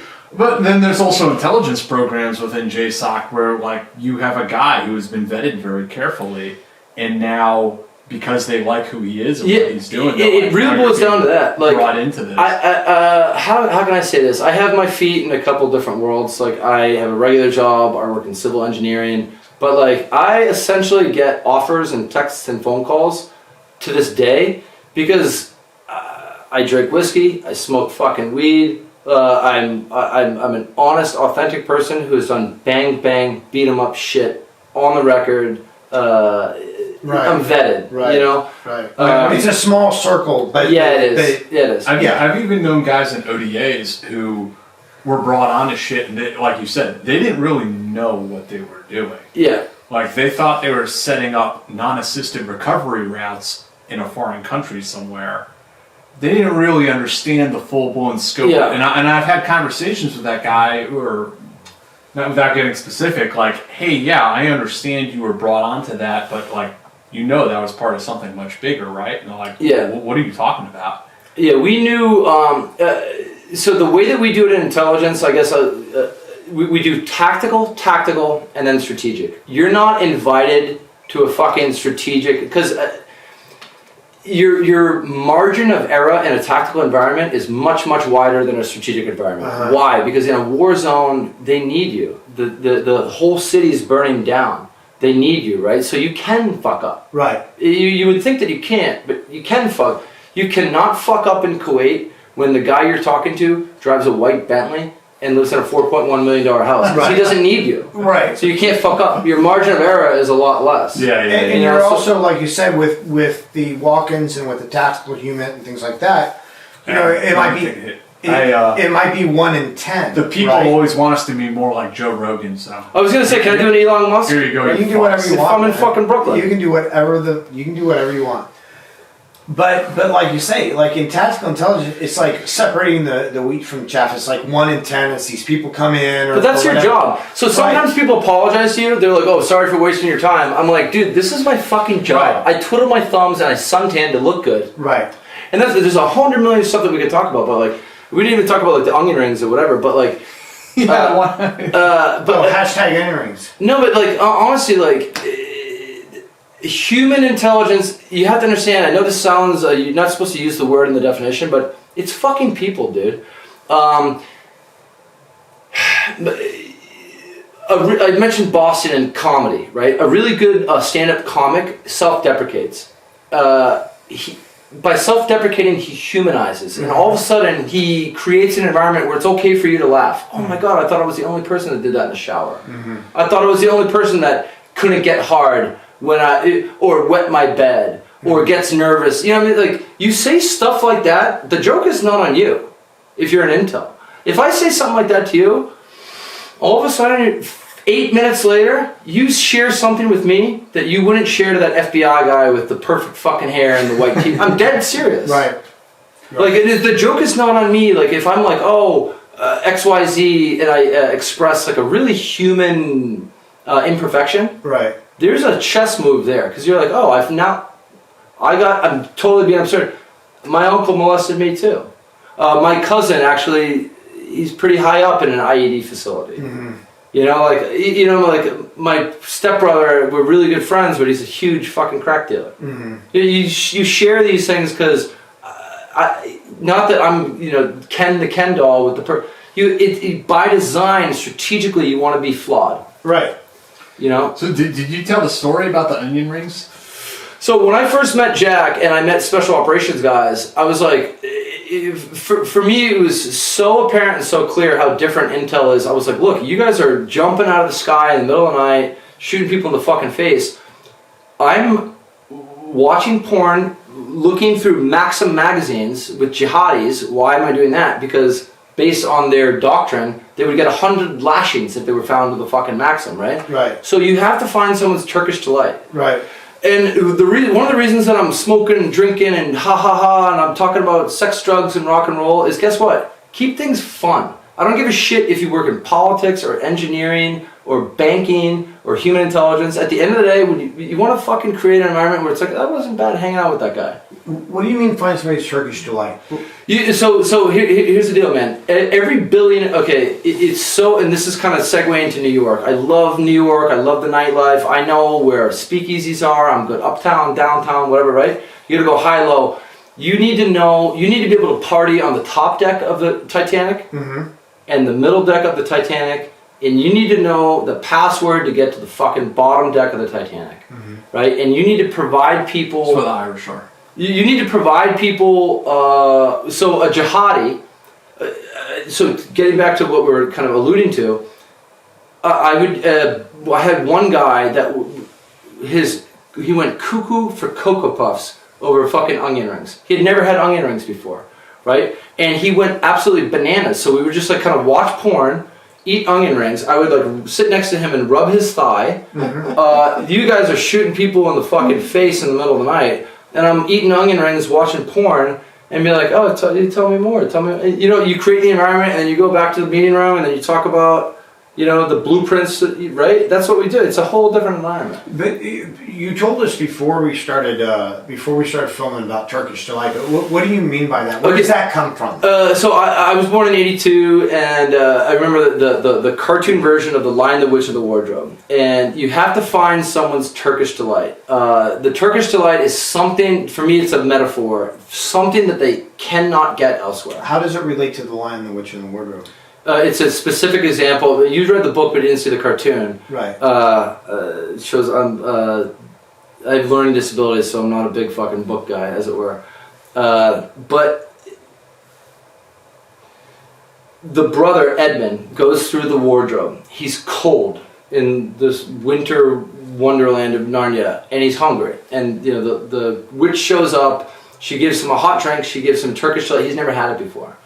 It's you have to give somebody something that they can't get elsewhere. Mm-hmm. Whether you're selling insurance or, you know, I have an ice cream stand here and you have an ice cream stand there. I have to give you something that you can't get elsewhere. Now, that's why we kind of go in full circle. That's why it's easy as an American to be good in intel, because we have so much to offer. Right. I don't work for Belize. Right. Shout out to Belize. I don't work for Estonia or even you fucking Russia. Right. Who the fuck wants to live in Russia? Right. I'll visit there sometime, maybe. But honestly, if I want to be Russian, I'll go to Brighton Beach. Seriously, and like all day, every day, be Russian, but also live in America. You know, and to be able to jump on. I got recruited by one of these freaky dark matter, right? There was like. I had a conversation with a recruiter who was trying to recruit me to do a job in the Middle East, basically doing CI shit for one of these freaky deaky. And I said to him, you know what, brother? I said, what's relevant is I'm having this conversation a half block from Central Park, and I can jump up and down on this table and say, fuck Donald Trump. So if that's a little abstract, what I'm saying is that like, I don't give a shit about malls and salary. Like, I need to be able to like rock out and like do whatever I need to do and live a life of permissibility here in the United States, which is why we're the best. We're the best services, because at the end of the day, the pot of gold at the end of the rainbow is just better than what other people offer. Now, Brian Fitzgibbons, thank you. Chris, also for Dave, but Jack, after Rangers and SF, did you ever consider going to the unit? I mean, I thought about it, but I decided to get out of the Army instead. How many years did you serve? 8. So you re-enlisted once? Mm-hmm. Why? To go to SF, do my whole other second half of my... So what was your original contract, 4 years? Yeah. Brad, biggest difference between what you were doing in Iraq and a CIA case officer, and also did you exchange money for information? I guess it's 2021. So I know the answer to that question. I guess I'll say the short answer is yes. At times we did. I can tell you that we can offer things better than money. I mean, literally, I know people living in the United States right now that were sources for us. So that's what I say. Mm-hmm. Like, if your shit's that good, one of the things that's like a source handler is you're basically, if your guy's a star, you fucking advocate for him. And you're like, no, we need to pay this guy more. Mm-hmm. You know, or we need to give this guy. So you can give them guns, you can give them tarps a week before the monsoon season in Afghanistan, which is like super valuable to put on like their mud huts, like before, right? Sure. You can whack their enemies, you can give them visas, you can give them jobs. Like, again, like that. I'm Walmart. I'm Coca-Cola. Yeah, we got double stuffed Oreos. That's what I'm saying. Yeah. Really, that's why it's easy, because if you. I will match you. I'll match your energy. If you're saving 100 million fucking lives, then brother, you just might be living in like, you know, I'll set you up in the penthouse. Right. You know, I mean, there's people watching that I'm friends with that I met overseas that are living in the United States because they done a damn good job. Right. That are more American than any of us. Right. Right. You understand what I'm saying? No, absolutely. I'll say it again. There are people that are living in the United States right now that I met in Iraq that are more American than all three of us combined. Because they value us more. They're more American than all three of us combined. Yeah. And Black lives do matter, yeah. by the way, still. Alan asks, any opportunities to do similar things as an officer of the Army Reserve or National Guard? So here's the deal. There's only a few branches of the Army where officers actually participate or are practitioners of the MOS. Mostly in military intelligence, officers oversee the operations, but they don't conduct the operations. One of the only areas in the Army where officers do the MOS is infantry, from my perspective. The next time we talk, or if we ever talk again, I will talk more about Afghanistan. My second assignment was Afghanistan, and I went to Kunar. I went to Kunar, Afghanistan, and if there's some... Kunar is a whole institution. There's a tug of the earlobe. The thing about Baghdad is, okay, what year were you there, right? But there's no what year were you there when you were in Kunar. If you were in fucking Kunar, you were in fucking Kunar. Like, I'm talking about Kunar guys, man. Like, we'll have Kunar, you ever been to Kunar? It's all mountains, and those boys don't play, dude. Like those boys, like you walk out of the. When I say you're in the valleys, and when I say valley, I mean the fucking letter V. You could throw grenades onto the fob. This Kunar, and that was very difficult to run source operations because of the accessibility, because you had to be so creative to get in touch with your source. In Iraq, it's ring on a cell phone. You know what I mean? In Afghanistan, it's okay. I need to get super fucking creative. We're going to have you on again to talk about that sometime, about Afghanistan. You want to tell us about getting out of the military and going to school and where we met? Yeah. So I got... I was in the Army from 21 to 26, and I'd been all around the world and back again, and done, worked with the task force and been super cool kid stuff. And within those 5 years, I had squeezed so much juice. Out of the whole experience, right? So I was like, geographically, where do I want to live? I was like, okay, I want to either live in Chicago or Austin or San Francisco or New York. You didn't want to go back to Boston?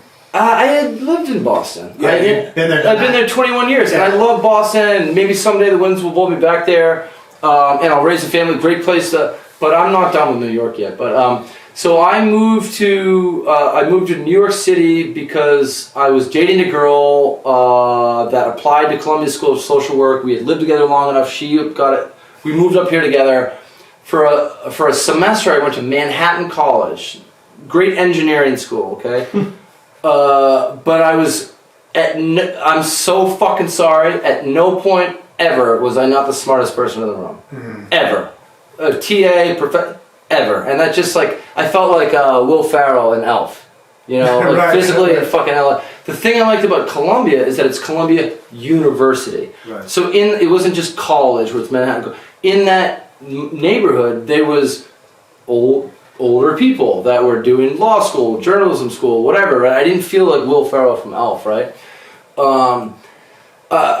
Columbia was hard for me. I'll tell you this on the record. I don't think anyone has I probably graduated with the lowest GPA of anybody ever. You need a GPA, you need a 2.0 to graduate. I got a 2.0167 GPA. This should be a Patreon only fans. This should be Patreon only. My last dude. So, but if you know me, if you needed a 3.0 to graduate, I would have had a 3.0167. But you had to have a 2.0167 to graduate. Excuse me, 2.0 to graduate. I had a 2.0167. Right?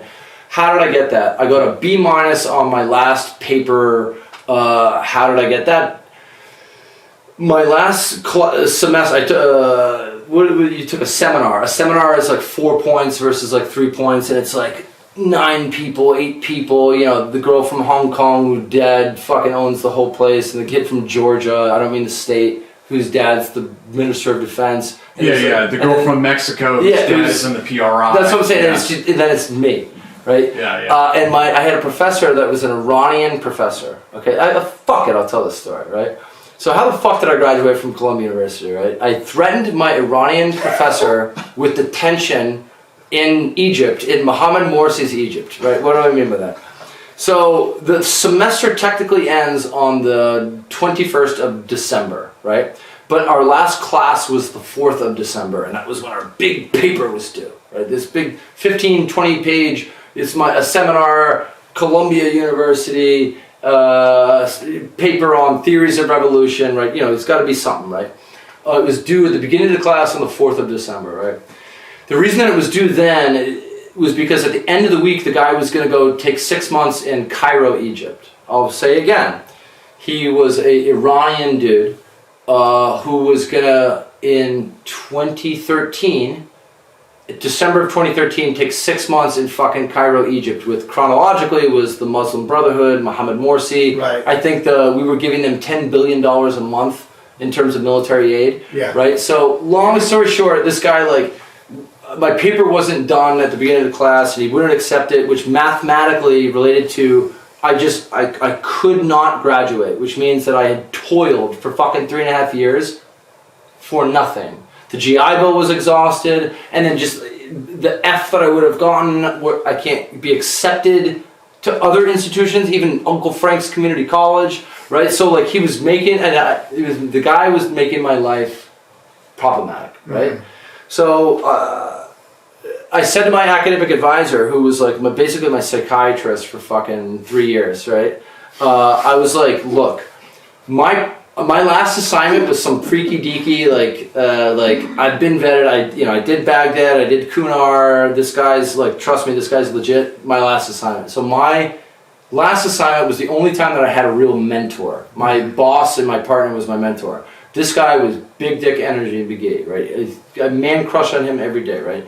So after that assignment, he went on to Germany and he became the head of all of counterintelligence for all of Europe. Mm-hmm. Okay, while I'm twiddling my thumbs meeting Jack at Columbia, right?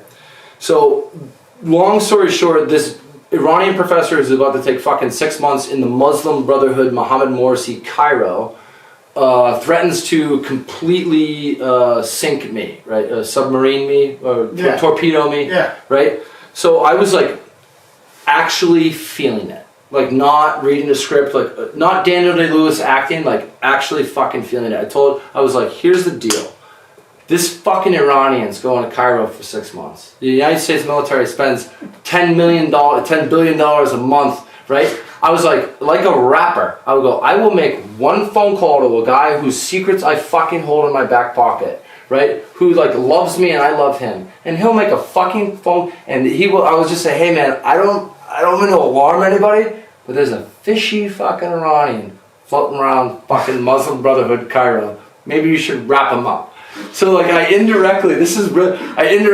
told my academic advisor that I was going to have my professor detained in a fucking dungeon in Cairo. Right? You told them, in those words, you told them that. Not what I just said, dungeon in Cairo, but what I said was I literally said I will fucking make a fucking phone call to my best friend and partner, who's the boss of CI, who will make a phone call, and shit will get weird for an Iranian in fucking Cairo. Yeah.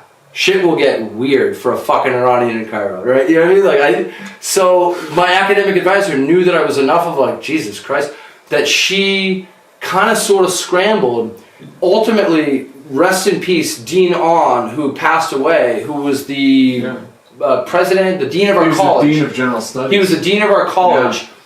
They figured out a way where this guy, he refused to accept my paper, which effectively would have meant that I did not graduate. The course wasn't technically over yet, right? Yeah, but it was just so that's why I was so mad. I was like, and honestly, kind of like what I was saying earlier. If I hunt you down, you're not dealing dime bags. Yeah. Do you know what I'm saying? Like, I'm such a fucking hippie. Yeah. Like, if I'm coming after you, if I'm like doing a DA on you, you are such a cocksucker.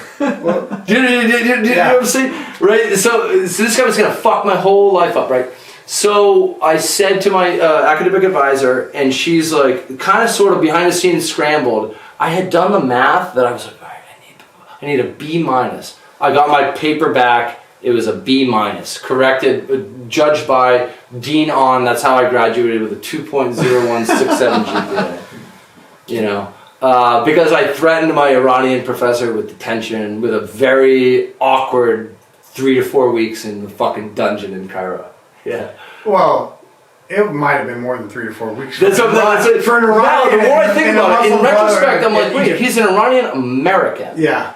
He's like, so I was like, so probably when, but I was so furious. Sure. That my academic, the message that was emanated was like, we have a problem here. Sure. We have this kid needs a B-. There was Matthew Grill says, ask Adam about the icky sticky bug book. Oh yeah. So I like. The last story, then we gotta wrap it up. Yeah. Shout out to everybody. Matt's from he was in Fourth ID with me. He's a 97 Echo from California.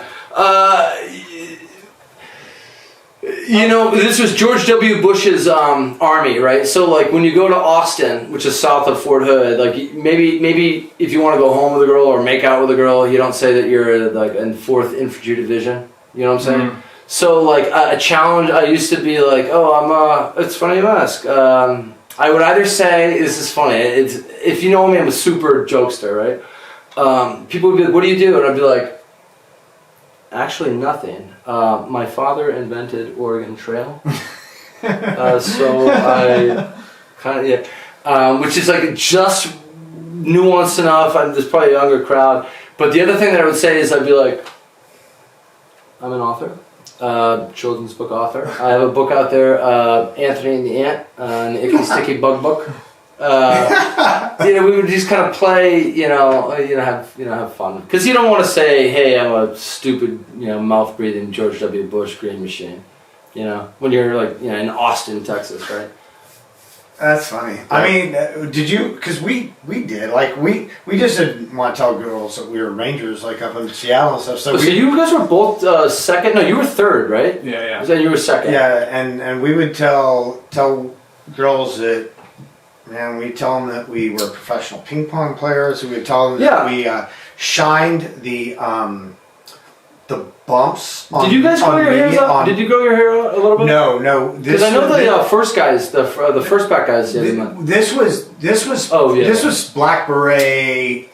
This was pre 9/11. This was high and tight spit shine boots. Yeah. This is before all of that. Yeah. But we would do the same. Like Zamboni drivers. We used to tell the girls that that's fucking excellent. We used to tell the girls that we were retarded dolphin trainers. Okay. Yeah, they love that one. Yeah. The PC culture, I'm super hippie. I'm falling out of the chair. I'm so left. But retarded is a word that I hate that you can't say anymore. No, you can't. No, I hate it. It's just, I mean it. It's, I'm not trying to throw any shade, but I can't say anything. The R word. Yeah. No, we'll talk about Afghanistan later. I'm a weirdo, guys. Any human is a weirdo. Sorry for rambling so much. I do hope it was interesting to us. Yeah, guys, and next week we're going to have my friend Casper on. It's going to be really a very unique show.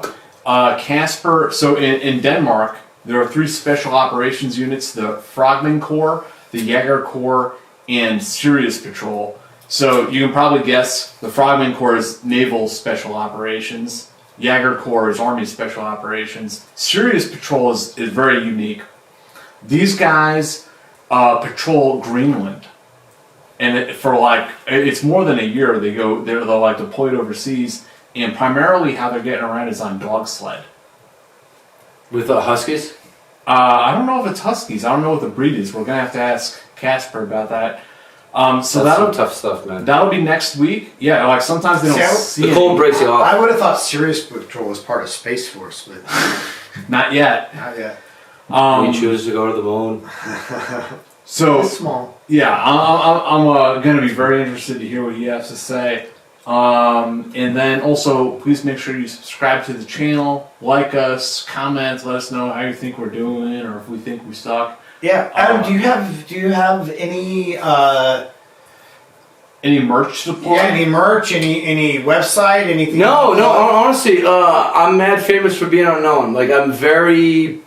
My friends that are watching, I'm super, the way that I am right now, I'm very in private, but I've never done anything like this before, man. It's never like gone on the record. It's called the Hawthorne effect. I feel as though I should be sitting next to you, eating toot, watching porn, and rubbing your I'm about it, brother. Hey, man, to save lives. Man Love Thursday. No, but seriously, like, if you don't understand like that's the what you do, culture. Like, then you miss the whole fucking. Then you know what? Be a combat engineer, brother. Well, I think though, that you miss the whole for fucking thing. anybody who may have like stutter stepped when you said that, they don't understand that. First off, If you're not doing poppers at 4:38 in the morning at a gay club in the Lower East Side, then you've missed the whole point about what it is to be a human terror. well, I was just going to talk about Iraq, Afghanistan, but sure, we can do that too. But Alphonse from Training No, Day. if you can't go left, right, because at some point, ring, ring, ring. Hey, I need to know where the fuck X, Y. Okay, shit. It's funny you ask. Right. Yeah, I do know where to get the best chopped cheese. Right. I do know where to get the best fucking veal. I do know. You have to fucking know that. Right. You have, or you're a fucking loser, and you should do something else. And for our Patreon supporters, you get to hear where to find the best shop. I'm just kidding. For real, man. No, but seriously, like people don't understand that the biggest hauls, like if you were doing like target exploitation or exploitation of what you found on target, both in Iraq and Afghanistan, it was always porn. Because it was so forbidden in those cultures that That's the Turkish delight. Right. It's something that you can't get. right, and that their Elon Musk over here. their By the way, Elon Musk. their concept of closeness, Right? Their concept of closeness, like they would walk around and hold hands, like their concept of closeness was different. Yeah. And if you're walking with somebody important and they grab your hand, it's insulting to pull it away. Right. Whatever you guys are having, I'm having. Right. What the fuck we doing around here? I totally forgot about the damn bonus segment. I'm gonna make you tell some more war stories. Oh, dude. So for the people that aren't fucking cheapskates, I'll tell some real shit. All right. Yeah. All right. Here in a second, because I'm about to get comfortable. All right. Hey, if you're like on LinkedIn, if you're here from LinkedIn, fucking go home. Yeah. Seriously. Seriously, go the fuck home. I'm dead serious because I'm about to get real. Our bonus segment, I think you're going to hear about something that Adam could only speak about. But we're talking about are we going to talk about a statute of limitations? Is that what we're going to talk about? I can. Yeah. I'm a criminal. We're going to talk about crime. Yeah. I'm a bad boy. So the thing is, crime. We're going to no. I'm going to answer crime this way. and no punishment. No. I'm going to answer this way. We're going to talk about neurology. Okay. Because when you do this stuff, shout out to Sebastian Younger, who spent some time in fucking Kunar, right?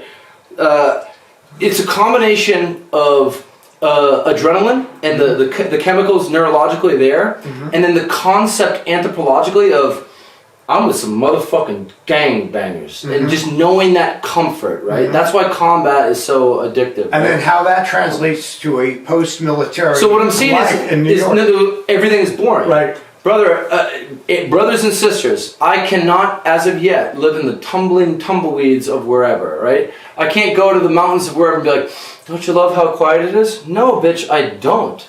I need jambalaya in my fucking head. Right. For real, I love the subway. I love the beat, the bop. I love everything of New York, man.